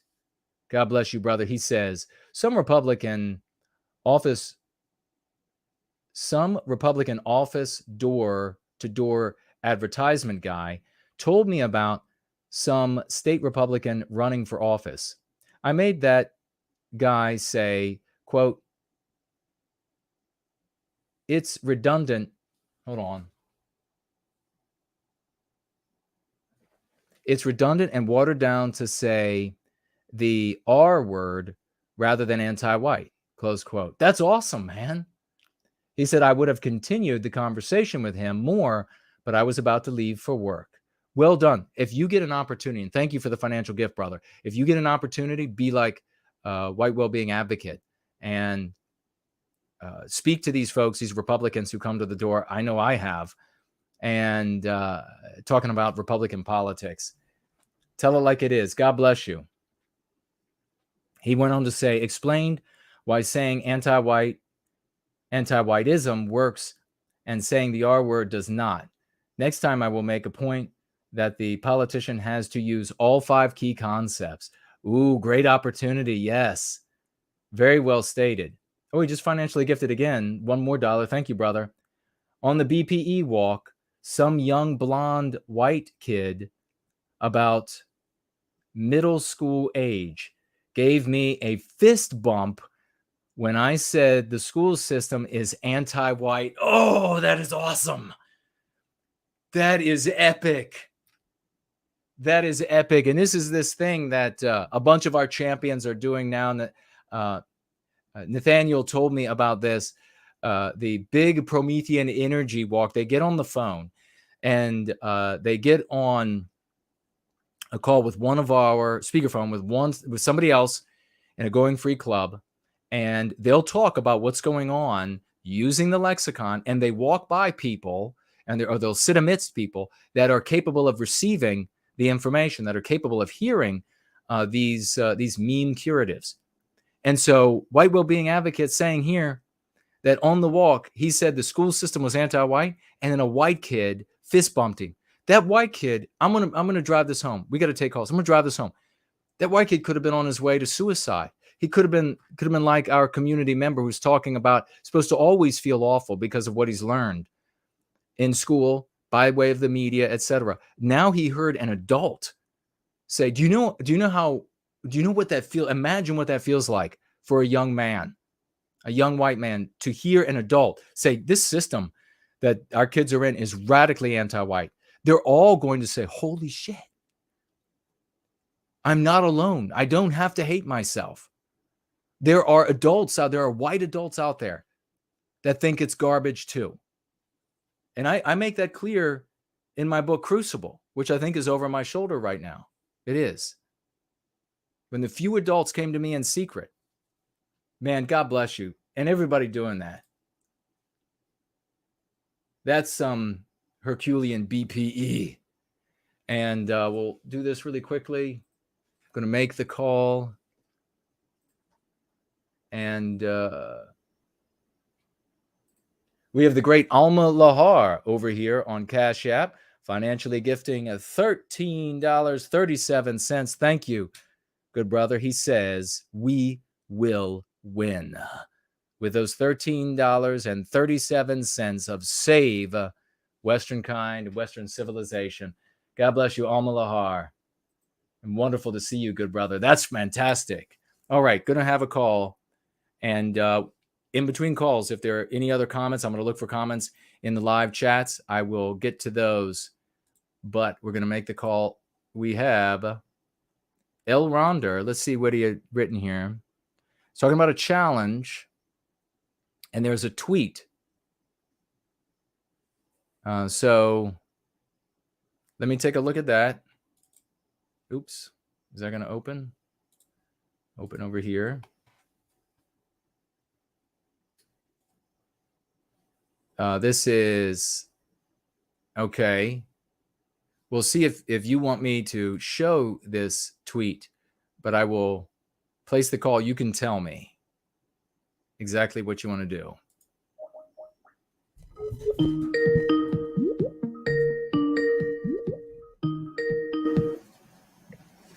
Jason. Brother, how are you? Oh, very good. Very good. What's on your mind, man? I see this tweet. I'm pulling it up now. Yes. Okay. Now you want to go ahead and explain to me and everybody exactly what you're thinking here. All right. So I just read it to the audience and then give them a few seconds, and then they can guess what I'm going with this here. Okay. It's a tweet saying, "I'm lost for words. Sky News reporting the Justice for Chris Kaba march as a tribute walk for the Queen's death. Disgraceful." So what we have here is yesterday, and I wasn't aware of this. I was grinding Twitter while you were speaking in the background, right? Okay. And I'm always doing that a little bit, as well as chatting, awesome. Of course. But yes, I've done my research now on this guy, Chris Kaba. And so this guy, there was a march yesterday, the 9th, and Sky News reported that these mostly black crowd of hundreds, if not thousands of black people marching in the streets of London is a march for the Queen, right? And this interpretation of this anti-white black person here is that they were doing this basically out of the sentiment to bury this tragic incident of Chris Kaba's death that happens on September the 6th. Indeed, it was the exact opposite of this. Sky News reported about this because they are anti-white, and they couldn't believe that there is a crowd of thousands of black people disturbing the remembrance of the Queen and the celebration of the new king, that anyone could be so shameful and disrupting this, right? Right. This was the intention behind this, and they corrected this report. And you wouldn't believe, if you just go on Twitter or go on Google and Google Chris Kaba, right? The reports of the mainstream media, no one is mentioning who this guy was. You know who this guy was? Who? Let me tell you, and this is the big story for the next week, my friend. Okay. This is the George Floyd moment. Even though we have no video footage, it could be the big event that is comparable to George Floyd. You know why? Why? Because Stormzy, the biggest media personality probably in Great Britain at the moment, joined the protest now. So he's in on it. And this guy, let me tell you who this guy was. Here on Wikipedia, I've screenshotted it because they're probably changing it over the next days. Right. On 5th of September 2022, Chris Kaba, a member and rapper of the 62, they didn't write gang, but it's before that, they described it as a gang, who was known for his stage name Mad Itch or Maddox, was shot dead by the police Stratham Hill. Kaba, who had just been released from the prison for firearms offenses, was involved in a high-speed car chase and died when an armed officer rammed his car before opening fire on him. By the way, they are still investigating this. There's a lot of things they left there. There were several attempts to get them out of the car peacefully, right? And all of this. And I'm still investigating. But he had gun charges before that. And there wasn't, okay, I read further. He was taken to a nearby hospital where he died of his injuries just after 12 p.m. Kaba was a 24 years old at the same time and was unarmed at the time of his death, they are saying. This is the stage of the investigation. His family called for a homicide investigation into his death, arguing that he would not have been shot dead if he was not black, implying that the shooting was racially motivated. The police department stated that Kaba's car was linked to a firearm incident a few days before through automatic number plate recognition. So there you have it. All of this left out by all of the mainstream media article, and I read 6 or 7 of them already. Everyone reporting it on Twitter, except with a few exceptions with blue check marks, not reporting about it. No one has posted these. He was also a drill. I don't know if you know that kind of music, drill music. No. It's very violent, like all these gang members, right, are into this drill music. Okay. Just days before the Queen's death, there was this what they call it, Nottingham Carnival, they're calling it. Oh, right. And there was this one gang member, also a drill rapper, who was, I think he was shot or he was knifed down in this beautiful celebration of Caribbean culture. Yeah. And he was also a drill rapper. So yeah, there you have it. You can, I've downloaded already 2 of his videos. He was basically just the most vile person you can think of, right? Right. So, and they're marching for this criminal, and this is a bit related to the story you were covering before, where while this very high office black woman is calling a criminal, right, to work together with them, working with criminals. Why? Because, okay, some call it anarcho-tyranny, basically. It's anti-white terrorism. Because these criminals should incite violence on white people that normal people wouldn't do, right? So they need these criminals to get violent against us, physical violence against us, right? Right. That is why they're working together with these criminals. That is why they want to even, pardon these criminals and all of this. Yes, that's a great point. Yeah, and I'm hoping no one. I've looked on Telegram. It's no one reporting about this incident on our side, and we need to be quick over the next days to get our point of view out there on YouTube and so on, because it will be a big story over the next week. Yeah, I think you're right. Thank you so much for bringing this. I had not heard about this whatsoever. You're right. Yeah. And another thing is, right, go ahead. we were talking about, and you can have an opinion about the Queen, whatever you want. I'm a German, right? I have my problems with, the latest representative of the British Crown and the British Empire, right? But this doesn't matter. It's the bigger picture here.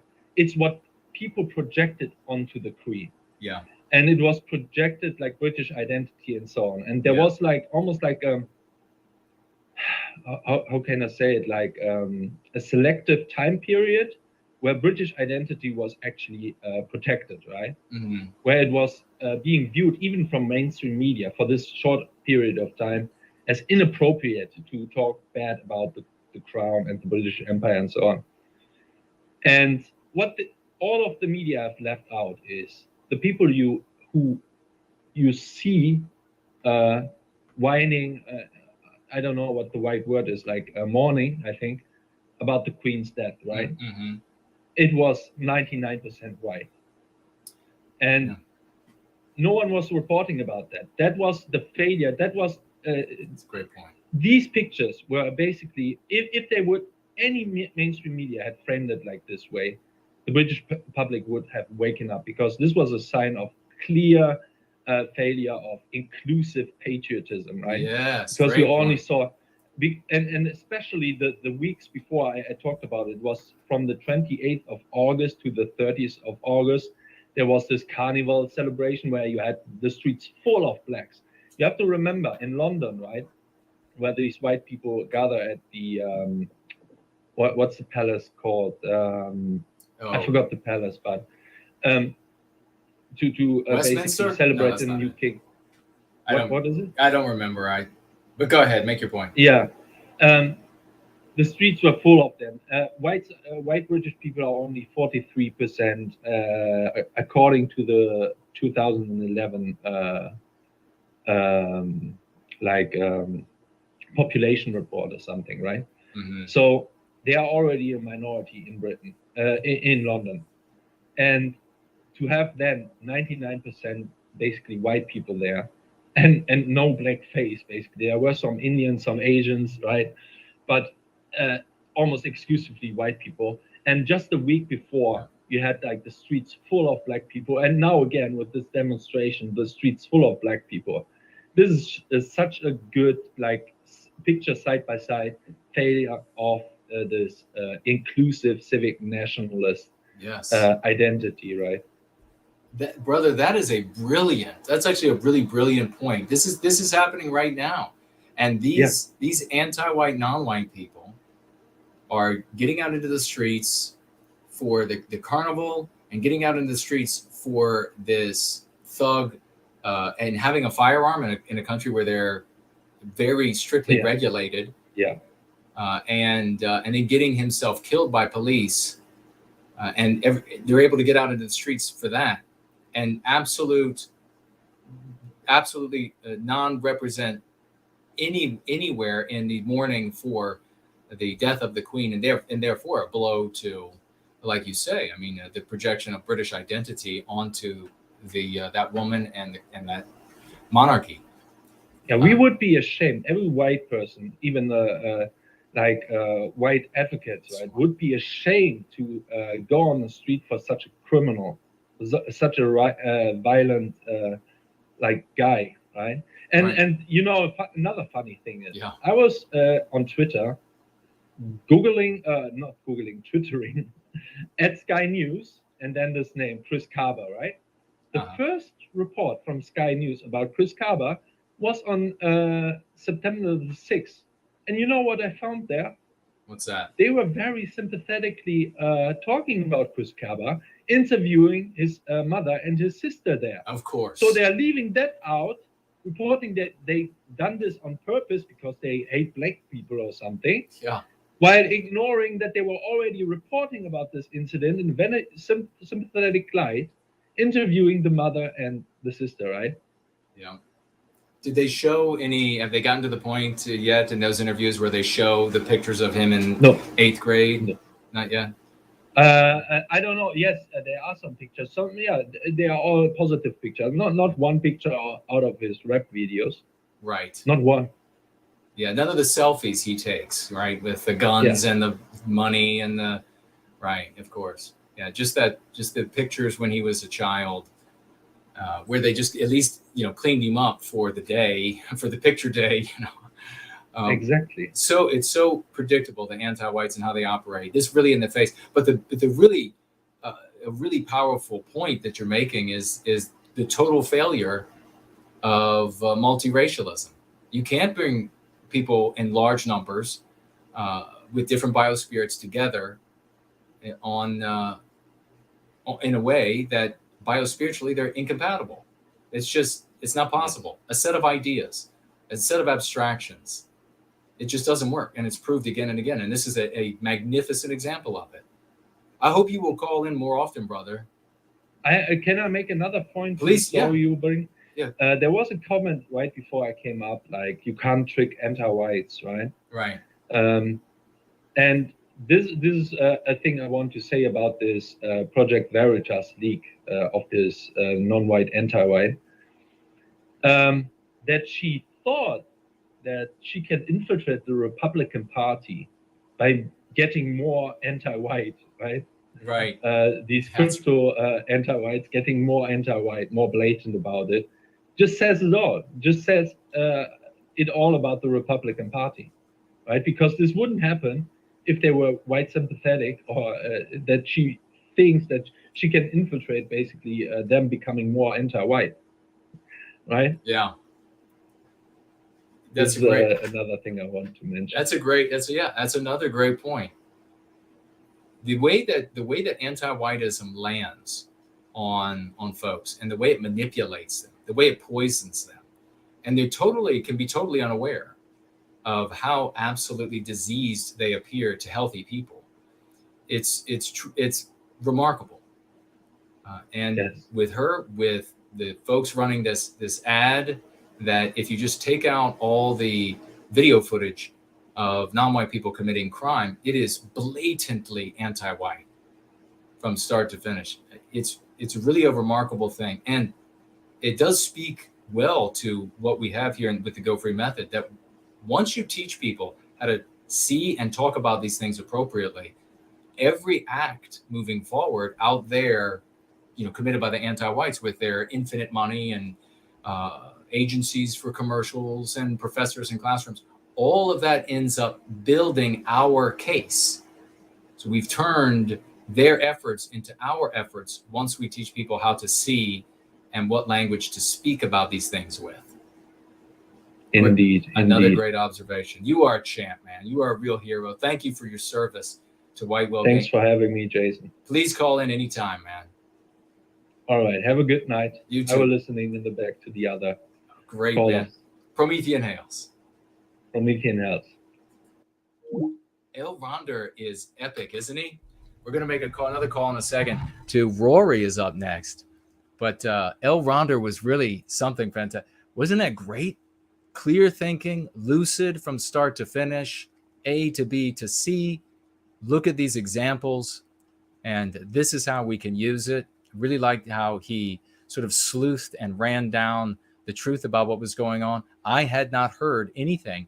And if you find it on Twitter, what he sent me, the link he sent me, if you find it on Twitter, any of the videos that are apparently coming out, these anti-whites, and it does appear that it's almost universally black anti-whites.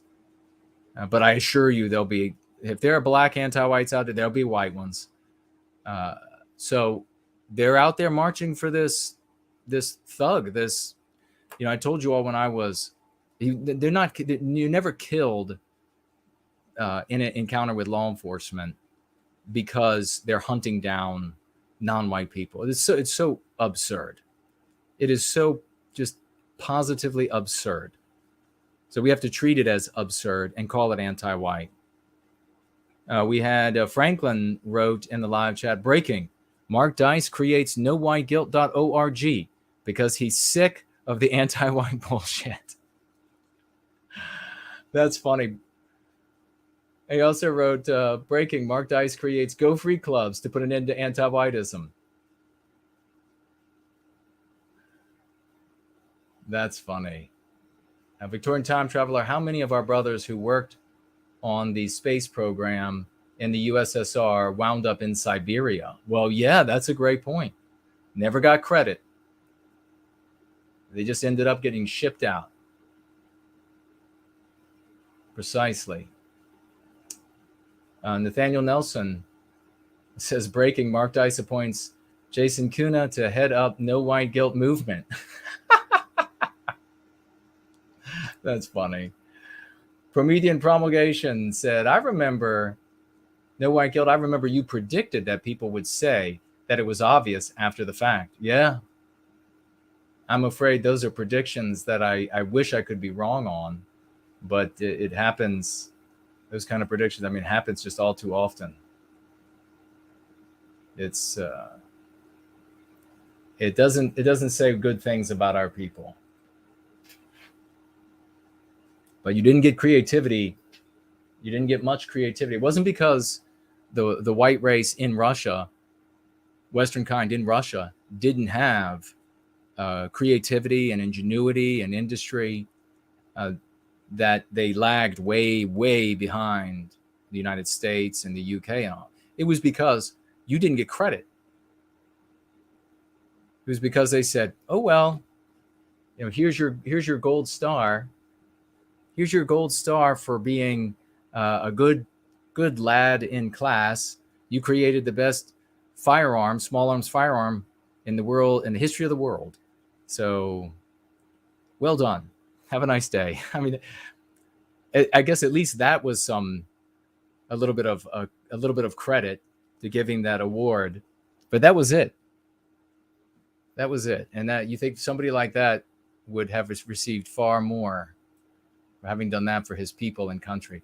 We have Vincent financially gifting $3, and God bless you. Thank you, Vincent, for those $3. He says, with those dollars, the fact that you don't have to hide from kids to use the Go Free lexicon should make Ant Nats understand how mistaken they are. I know that's written, it's so true, and I know that's written out of care and concern for people who are embroiled in that line of thinking. And yeah, they've got to hide it from people, whereas the Go Free lexicon, you can speak right out in the open. You can go to a cafe, and Nathaniel Nelson was in a cafe using the lexicon with us while we were talking with him, and people hearing him, white people hearing him. Imagine playing the villain in the anti-white narrative and being on a call and walking around or in a cafe and people hearing you. No, they're not doing that. You know why I know for sure? Because I've known tons of these people, especially in the past, in person, and they no way would ever say any of that stuff in a crowded room of people. No way at a cafe. No way without lowering their breath. It's always just the okay. Why are you doing that? Well, because we'll suffer if anybody hears what we have to say. Okay, well then maybe there's something wrong with it. We've got to succeed. We've got to recapture our destiny. We can't susurrations. It's susurration nationalism. Maybe that's what it is. I just didn't catch on.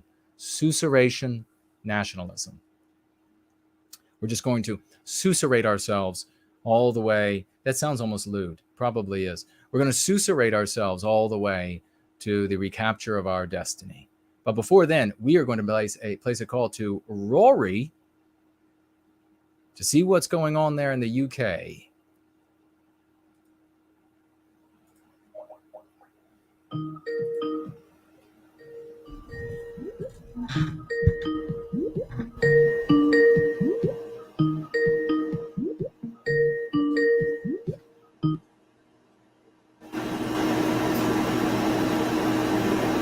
Hello, Jason.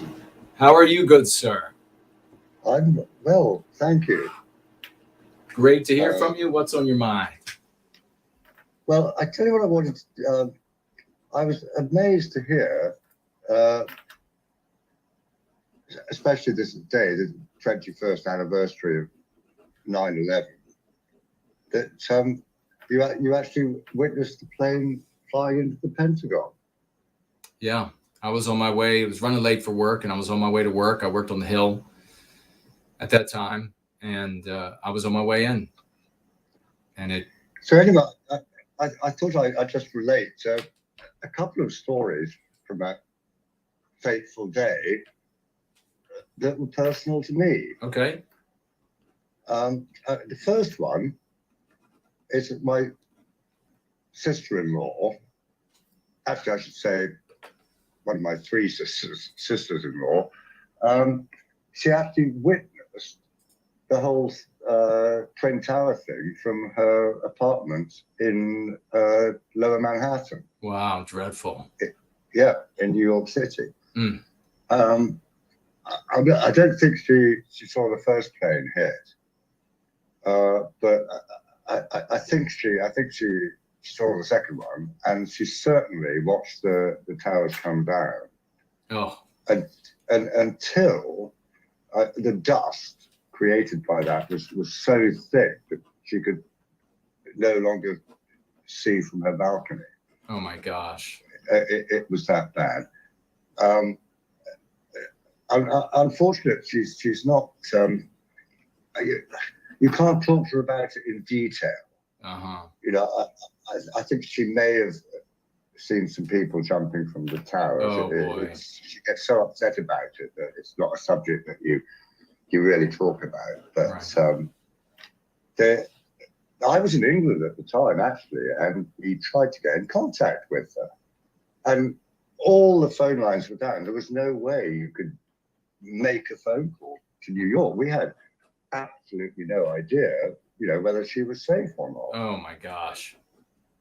And, that's horrifying. You know, well, yeah, absolutely, Jason. When you, I mean, the towers were what, 1,400 feet high or something? Something like that. I looked into it, and she's 4 blocks away. And to be honest, if one had gone over sideways, it could have hit her apartment. Oh boy! Wow. Yeah. Yeah, she was that close. That's terrifying. What a day. Yeah. Yeah, a fateful day. The other thing, personally for me, was that there was a chap called Simon James Turner who died that day, and he was in my regiment in the British Army. Really? Or not at the time, but I don't. Something I just like to read you this. I think it's quite important. And rather sad, but yeah, Simon James Turner was born on the 17th of July, 1962, a couple of months after me. He joined the King's Troop Royal Horse Artillery.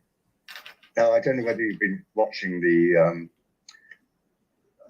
you know, the Queen's funeral and the... A little bit. A little bit, but they're the ones who fire the old World War I guns from Hyde Park. Cool. All right. Towed by the horses, those guys. But I'll carry on. And upon leaving the regular army, joined the Territorial Army, becoming a member of the Honourable Artillery Company.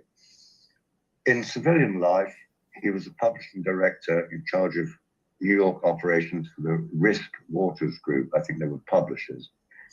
On the 3rd of April 1999, he married Elizabeth Rachel Siddle in Leeds, Yorkshire, and they lived in Muswell in London. He died aged 39 years on the 11th September 2001, whilst attending a Risk Waters conference that was being held in the Windows on the World restaurant, floor 106, North Tower, One World Trade Center, Manhattan, New York. And this is the really sad bit about it. Their son, William Simon Turner, was born on the 14th of November, 2001. Oh, God. So, yes, I mean, isn't that terrible? His That wife is. must have been about 7 months pregnant, I guess, My gosh. at the time. But anyway, I thought I might just relate those two stories. I don't know whether you could tell us your experience of seeing the plane fly into the Pentagon. That might be interesting. Well, I will. I'll say a few thoughts, but first I'll say, do you have anything else to share with us, brother, before we let you go?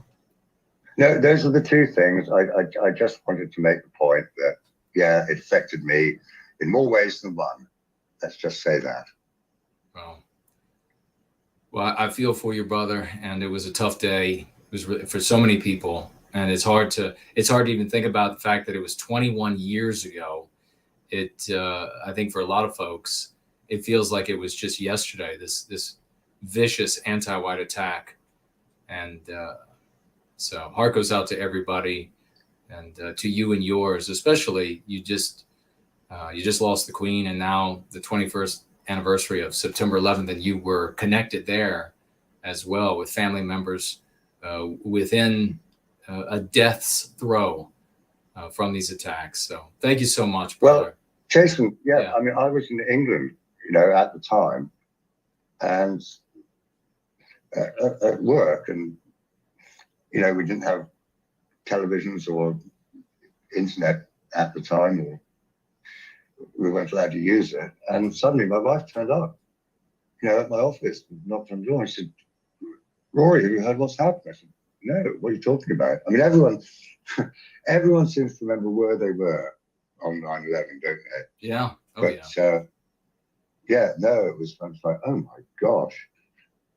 And then, then of course, as I said previously, we tried to get in contact with my wife's sister, but just couldn't. So we had no idea what was going on. That would have been the worst. That would have been the absolute worst. The lines were down. Even here, they turned off the cell towers, and they took them over for their communications of government. Oh, really? Oh, is that what happened? Yeah. Well, that makes sense then, because I was wondering why. Yeah. But thank you, Jason. Anyway, I'm thank you for taking my call. Yes, sir. Anytime you want to call in, brother, we'll have you. That's very kind. Promethean Hales. Promethean Hales. And well done, those groundhogs for putting those signs up. No white guilt on the wall. Excellent. It was. They're beautiful. We're having an effect. Yes, it is. We're lucky to have the groundhogs on our side, and Artificer out there to make sure he captures their hard work. We certainly do. Yeah. All right, brother. Yeah, okay. We'll talk soon. Good evening, Jason. Bye-bye. Wow, folks. Now we're going to be calling Mr. V here in a moment. And 9/11, 21 years ago, I'll just briefly summarize for those who might be interested, who haven't heard it before, that I was on my way to work, and I knew that the first tower had been hit. And at the time, because I saw it on the news before leaving home, and at the time, everybody on the radio and on the television, they were saying that it was an accident. And so I was very curious. I was like, how could this happen? It can't be an accident. So I was on the phone with people. I was like, it can't be an accident. You can't accidentally fly into one of those buildings. I mean, you would miss those. You might hit other ones, but those would be the ones you would dodge. And so it's got to be some kind of an attack, but I didn't know what. So I was on the phone. I was calling people, and ended up on the phone with my mother.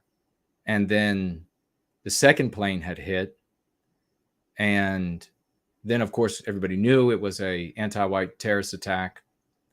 And but what exactly and why exactly? I guess nobody knew. At that time, they were saying it was a cargo plane that was hit the second tower. Communications was still running at that time. I was on the phone. And so I was on my way to work. I was still in Virginia. And then a passenger airliner screamed out of the sky, horizontal, and descending rapidly, which is something I've never seen. And it doesn't quite compute because when a plane is crashing, nose is down typically. And when a plane is landing, nose is up. And when a plane's landing, the landing gear also out. No landing gear, perfectly horizontal, but coming down like fast. And then slowing down and then flying straight. That was out of my view. And but it was close enough that I was too close for it not to affect me, to know that there were people inside. And there was, and I still don't hear this very often. Maybe if some of you remember me telling the story from other times, I think I've shared there, but there was something else. I'm not going to say it again because I'm too worried about it's just not said anywhere. I mean, it's not said still. All these years later, I still don't see it said anywhere. I still don't see the media reporting that this was the case. So there was something else. And that something was at the moment I thought was a threat also. So I spun a 180 on it might have been like a law enforcement only divider between the highway, and then was driving as fast as that piece of junk would go to get away from there. So that was all those years ago. And then it wasn't long after that communications all went down. And of course, the sky didn't have any airplanes in it, which was the strangest feeling, because I grew up outside Washington, D.C., and you got Reagan and Dulles. So they're always airplanes. So no airplanes was like having grown up beside the forest and suddenly there aren't any trees. That's what it was like. But it wasn't without planes for long, because very shortly thereafter, fighter jets roaring like they are able to roar overhead, back and forth and this way and that way. And then the subsequent days, it was back to no airplanes, which was, again, very strange. So I was looking up on my phone to answer Carlisle's question, and I was able to find Motown. That's what I was trying to think of earlier. Motown. So it was, the new band is Crystal Meth Matthews and the Dope Boys. Motown music. Let's go ahead. Art Acrobat says, no white guilt. This just in. Mark Dice invents the wheel. Yeah, what a surprise. Victorian Time Traveler says, do you know anyone could have put a satellite, a dog, and a man into orbit? Why give credit? Yeah, exactly. Kingdom of Inland, during the 9/11 anti-white terrorist attack, 2 F-16s from the DC National Air Guard were scrambled to intercept Flight 93, the one that crashed in the field. The plan was to ram it. Wow. I guess a pilot could do that and eject and survive. But it was, if you've ever witnessed a fighter jet low, and well, not like on the deck or anything, but low enough in the sky that it's so loud you can't hear anything over it. That was all over. I mean, it was like, where were you guys before? Don't answer that question. But we're going to get on to the great Mr. V and his Motown, Crystal Meth, Matthews, and the Dope Boys, the new Motown band that is going to be on tour all over the East Coast in the coming weeks.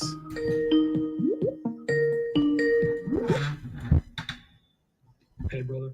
There he is, man. How are you doing? And are you going to be listening to Crystal Meth Matthews and the Dope Boys and her Motown tour in the coming weeks? And what else do you have on your mind? I am also staying away from anyone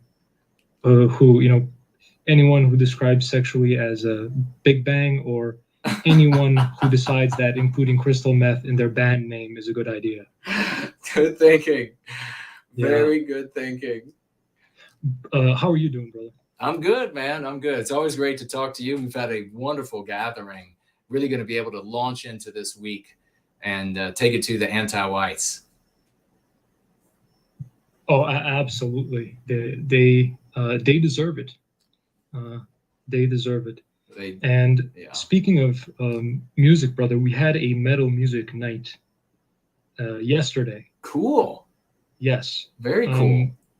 Yeah, we did a lot of push-ups, listened to some music. We ended with a great song, Die Young by Black Sabbath. That's from the Dio years.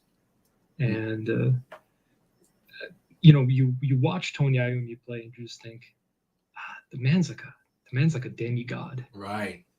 Right. Just astounding. And wouldn't have happened if, wouldn't have happened today, because he would have been cut off as a little boy. You're right. Yeah. That's a really important point. You're absolutely right. It wouldn't have happened today. No, it absolutely wouldn't have. And, a lot of people don't like heavy metal, and that's understandable. But what you do have to understand is it was hated because it was created by white men, and specifically white working class men. And therefore it was heavily disliked. You had bands like Judas Priest writing Breaking the Law, and that's all about, being out of work and down and going from city to city, feeling like you don't really have a place, like society isn't meant for you. And a lot of the same sentiments are expressed by other metal bands created by our people. So it was rebellious white music that evolved from white rock.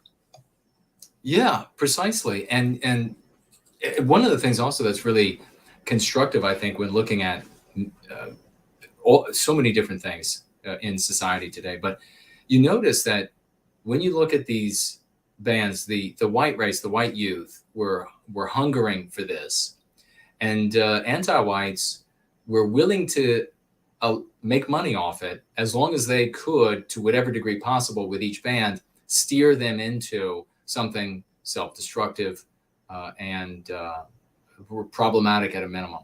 And so you see that they went after bands, and often it got away from them nonetheless. They went after bands, though, to promote who had a non-white band member or more in the band. So it became almost like, when I was younger, we'd hear about a band and then look at it and say, oh, it's all white. Well, forget about it. They're never going to go anywhere. Doesn't matter how good the song is. Not anymore. Once it got to a point, it was like you had to have non-white members in the band for the anti-whites to allow your band and your music to reach the people, and otherwise just rip off the tunes, the songs, etc. of everyone else. And that's what they do all the time. In fact, there's a huge industry for that in Southern California when it comes to, well, not only music, but when it comes to writing books and stories.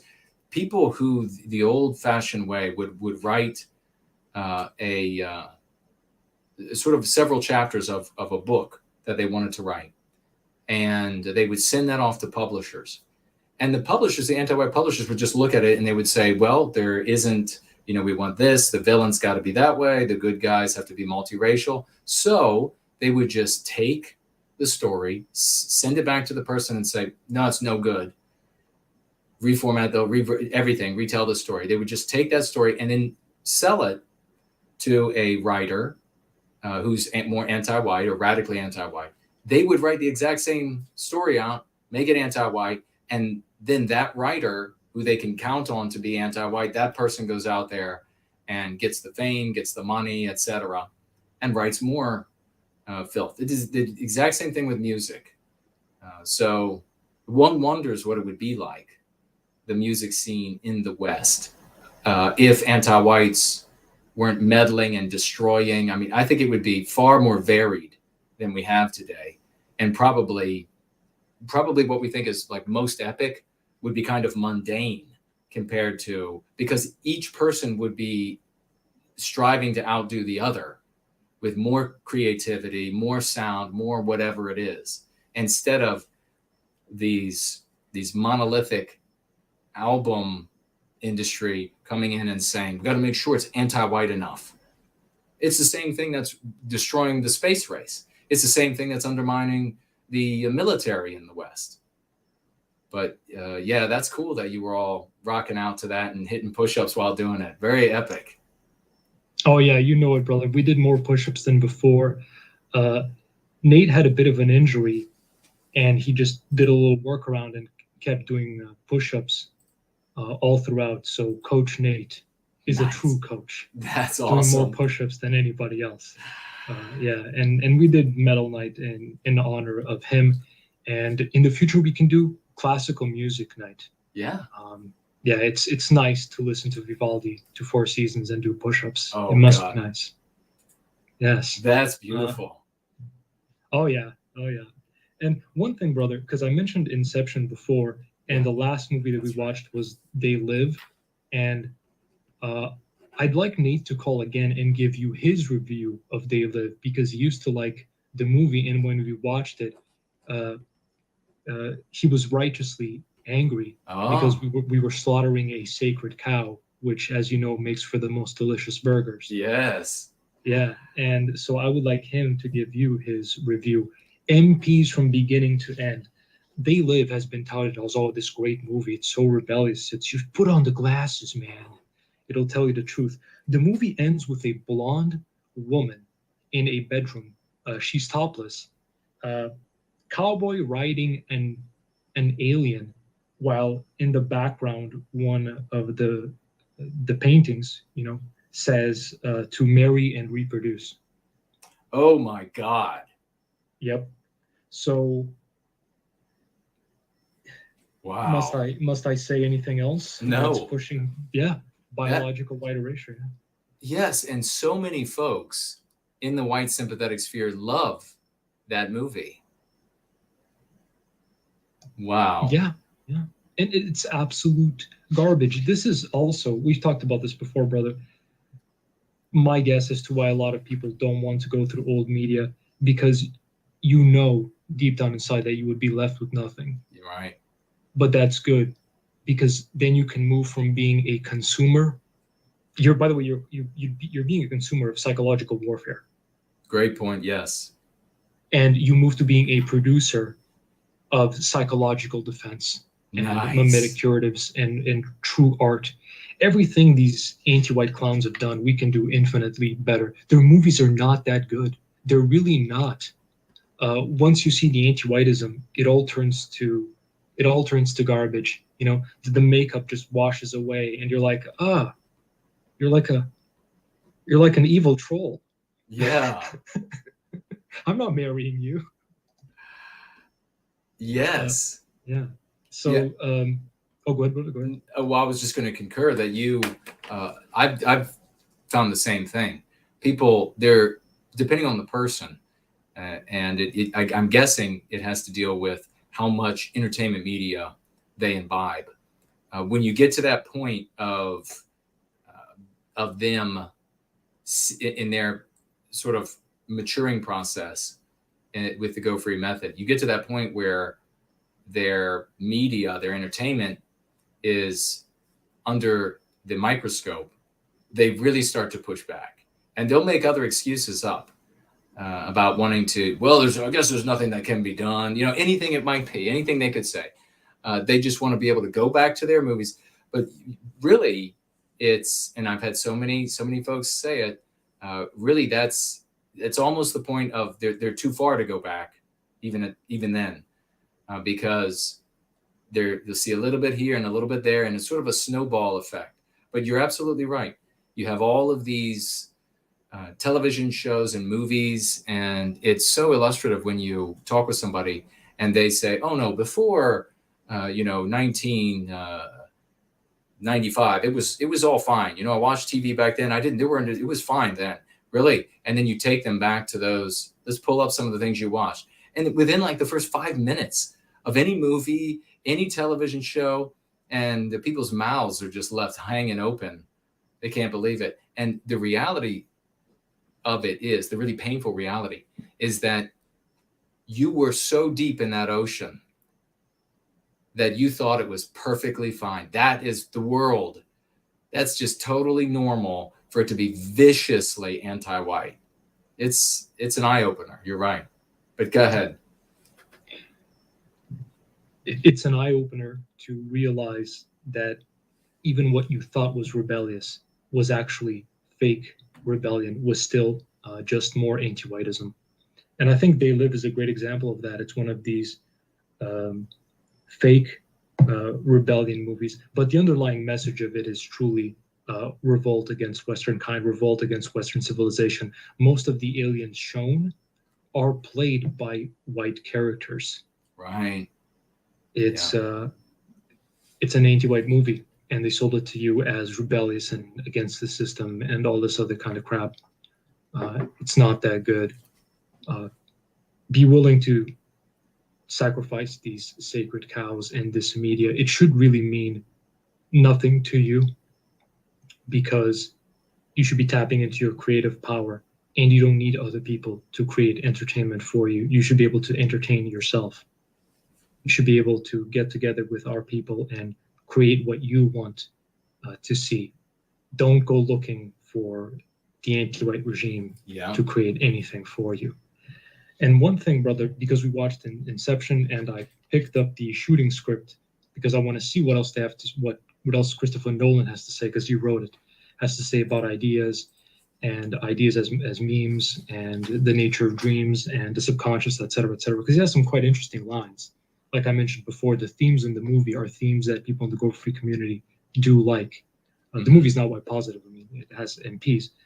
But one thing that it got me thinking about is,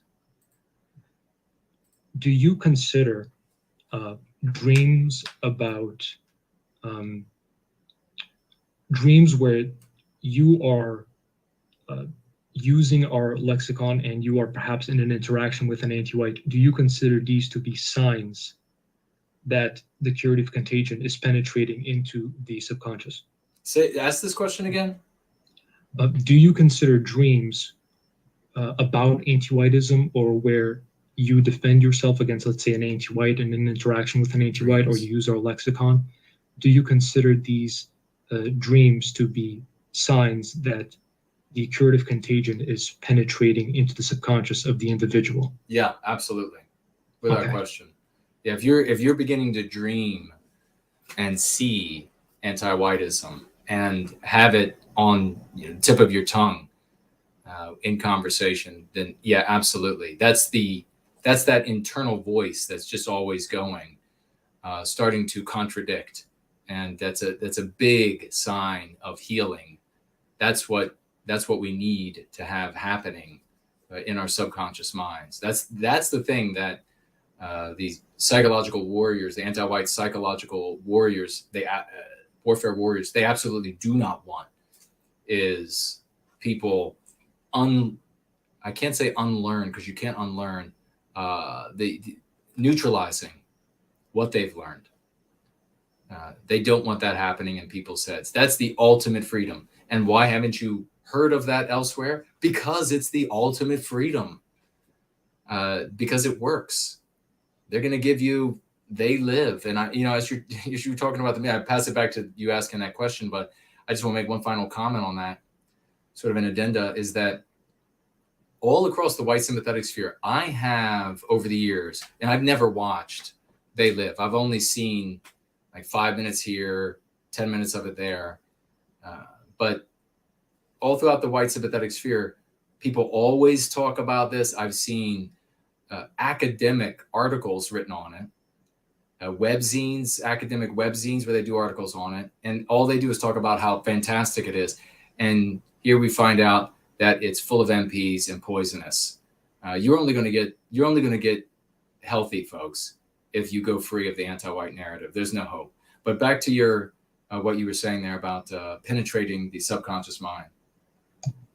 Yes, I appreciate you sharing your thoughts on it, brother, because that's what I was wondering. Someone else in our community mentioned it, that they had a dream about it. I've also had dreams about it before, and I could tell that my subconscious was working it out. Yeah. I could tell that. Yeah, I could tell that. Some of the kind of previous white negativity was clashing with white positivity, and in my dreams I was kind of working it out. And I at the time I took it as a sign. Is it working? Is it kind of penetrating into my subconscious? And I think so, because I've also caught myself listening to a podcast or something like that, and an MP comes out, and that I'll catch myself doing the MC, but kind of unconsciously, Yes. Yeah, and it's because I never failed to do so. I never failed to CCD, even though it seems repetitive. Yeah. And through that repetition, new mutations of MCs have occurred. Yes. And I thought about the subjects, and I thought about the hidden premises of the MP and how to make the MC more contagious, increase its reproductive factor, if you will, etc. So that's great, brother. That's fantastic. The practice works. What else can I say? I just keep seeing changes in people all the time. I keep attracting the best people. I keep seeing people improve in just every single way. It's mind blowing. It's mind blowing. You gotta do it. You gotta understand it. Pick up the book. Pick up the book. It's the greatest book. Mr. Kuhn has talked to many times, and people have shared their comments. They used to read all these self-improvement books, did nothing for them, take courses, whatever. I've been through that industry too. None of it compares with Go Free. Absolutely nothing compares. Yeah, it really sets you free. It's addressing the chains that are holding you back, and you're never going to go anywhere permanent or in a substantial way if you have just a bunch of repackaged Aesop's fables and some motivation, and you're still pulling on these chains. So you have to address what is holding you back, holding you down, and it's these pernicious thoughts. It is the ultimate power that is wielded over Western kind.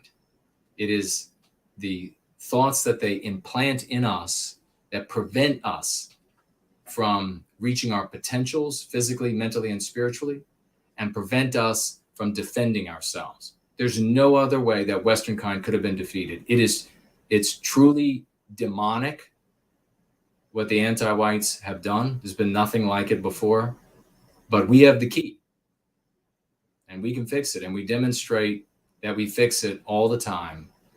So it's a matter of getting it out to as many of our brothers and sisters as we can, as quickly as we can. But thank you for mentioning. Thank you for that testimonial, brother. You're one of our absolute very best. Thank you, brother. That's very kind of you. Please, everyone, consider joining a GFC. Look below in the video description. Find the GFC that is closest to you. Majority of GFCs allow people from more or less anywhere. You can also be placed in a GFC and go through the vetting, apply. If you pass, you can stay there until eventually we get a GFC for your state or your country, and then we just move you there. It really is that simple. But by joining now, you don't miss out on everything that's happening, and we're getting more people signing up. I sent you a message, brother, about some of the people that joined us, went through the vetting, and they passed. And these are names that you recognize. Cool. Yeah. So just before this call, I was on a vetting. Okay. With other folks. So we're getting more people. We also did book club today. Patrick is super close to finishing Go Free, and then I think we were talking about it today. We think he's going to hit Crucible. Awesome. Yeah, and I'm going.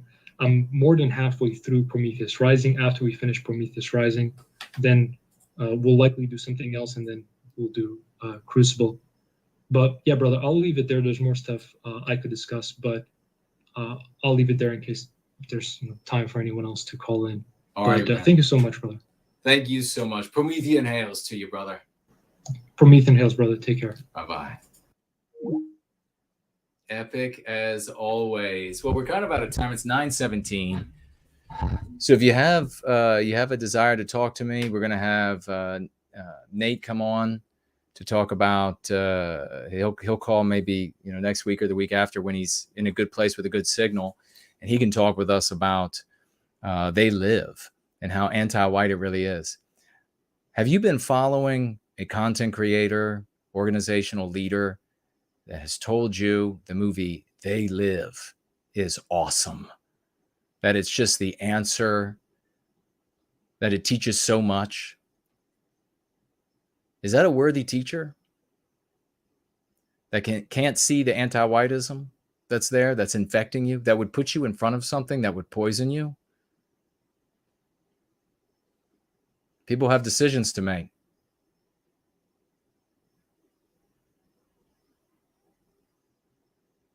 Roy Danton is with us, and he says, brother, that was quite a fun 3+ hour conference call. Awesome, man. Awesome. That's fantastic. Corey Bell is with us. Great to see you, brother. I understand Carlisle has told me that who had a question for me?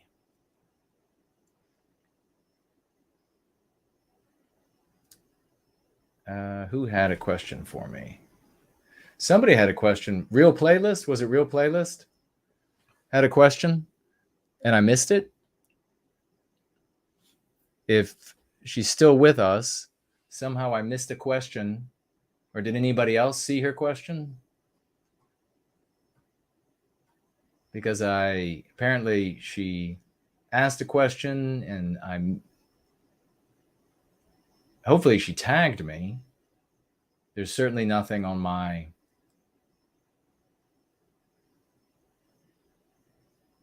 the live chat that I can look back at and see. Roy says it was great talking to you guys during that call. That's really magnificent. All right. It's not over here on entropy. Didn't put it there.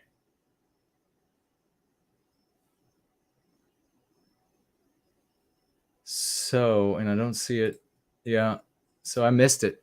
I'm sorry.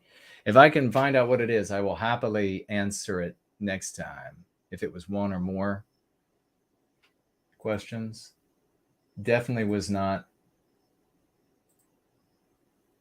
seeing it.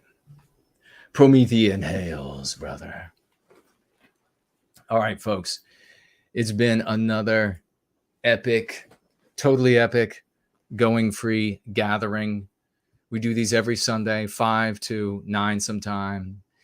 East Coast of the United States time, Eastern time, in the once great state of Virginia, outside of Mordor on the Potomac. And Motown, Crystal Meth Matthews and the Dope Boys are going to be touring. Maybe we'll show up and we'll see what kind of lyrics they have. I imagine they would be very interesting. But what a wonderful evening, in all seriousness. We addressed some very serious things at the beginning of the show. The fact that anti-whites are in government, in powerful positions. You're welcome, Promethea and Epoch says, thanks for the stream. In powerful position over us, over our white brothers and sisters who are keep voting for these people, keep putting them in office, people who hate us. And we see the reason why, because our brothers and sisters out there are infected by this pernicious psychological warfare that we call anti-whitism. It is everywhere in society. It must be named if it is going to be combated. Anti-whites must be named as anti-whites if they are going to be combated. We cannot continue to call things or permit things to be called by the names of our victimizers choosing. They are always going to choose names that work for them. So across the white sympathetic sphere, when you see people dismiss us and they say, well, I know what it really means, but I'm just going to go ahead and say X, Y, Z. Or I know what it, then you know you're listening to somebody who is, for lack of a better word, maybe they're midwits, maybe they are, they're not meticulous enough to provide a healing, renewing, successful approach and defense against anti-whitism. And people have their shortcomings. And so we appreciate and understand that. So we have to go beyond them when that happens. And we have to reach out to the greater community of our white brothers and sisters and all of our lodges and Cub Scout groups and scouting groups of various types. We have to reach out there, and you can do things. You can see the ingenuity manifesting itself and these great champions going on these BPE walks and saying the concepts, 5 key concepts and others that empower our brothers and sisters and out in the world, knowing that folks will overhear these conversations and without having that wall up in front of them to defend what they have concluded in their world. They can't be wrong about what's going on in the world. You've heard the saying, a man can't be taught anything. So if they overhear somebody, like in this example, if they overhear somebody saying these things like these champions are doing, then they can pick them up. It's like a gem they found. And then they can go into their world and apply it, and they can be the discoverer of these things in their world. I want them to feel that way. It's a selfish adoption of things that serve our well-being. That's the same way that capitalism works in a laboratory and in the field where it's actually making sense and working. It's this selfish pursuit that benefits the whole. That is how this could only work. And that's how it is working. We can build and are building the basis of something much bigger that will be able to strive with much more connectivity, much more power, much more wealth than we have today. We have to stick with it. And we have to continue doing what we're doing, getting big content users to use the key concepts and others from the Go Free method. And we have to continue to come up with more ingenious ways to spread the lexicon to people who are understandably going to be nervous about concern for the well-being of white people, people who indeed could watch and be present at anti-whites victimizing white children with the anti-whites saying it's because they're white. And these white people will step up and say, stop harming their innocence. Stop denying them expression, just anything, but on the basis of what they're being attacked for. This is the population around the West that we are working with. So this is a difficult endeavor, but it's the one endeavor, the one true endeavor that can reward you with glory. Everything else is a facsimile. Everything else is superficial. Everything else is you just feigning and pretending it. And that's what they're doing around us. And how pathetic has anything ever looked? Not more, but how pathetic has anything ever looked than adults playing at glory? There's one community out there that's actually striving for and achieving it, and it's this one. I love you all. Let's go free.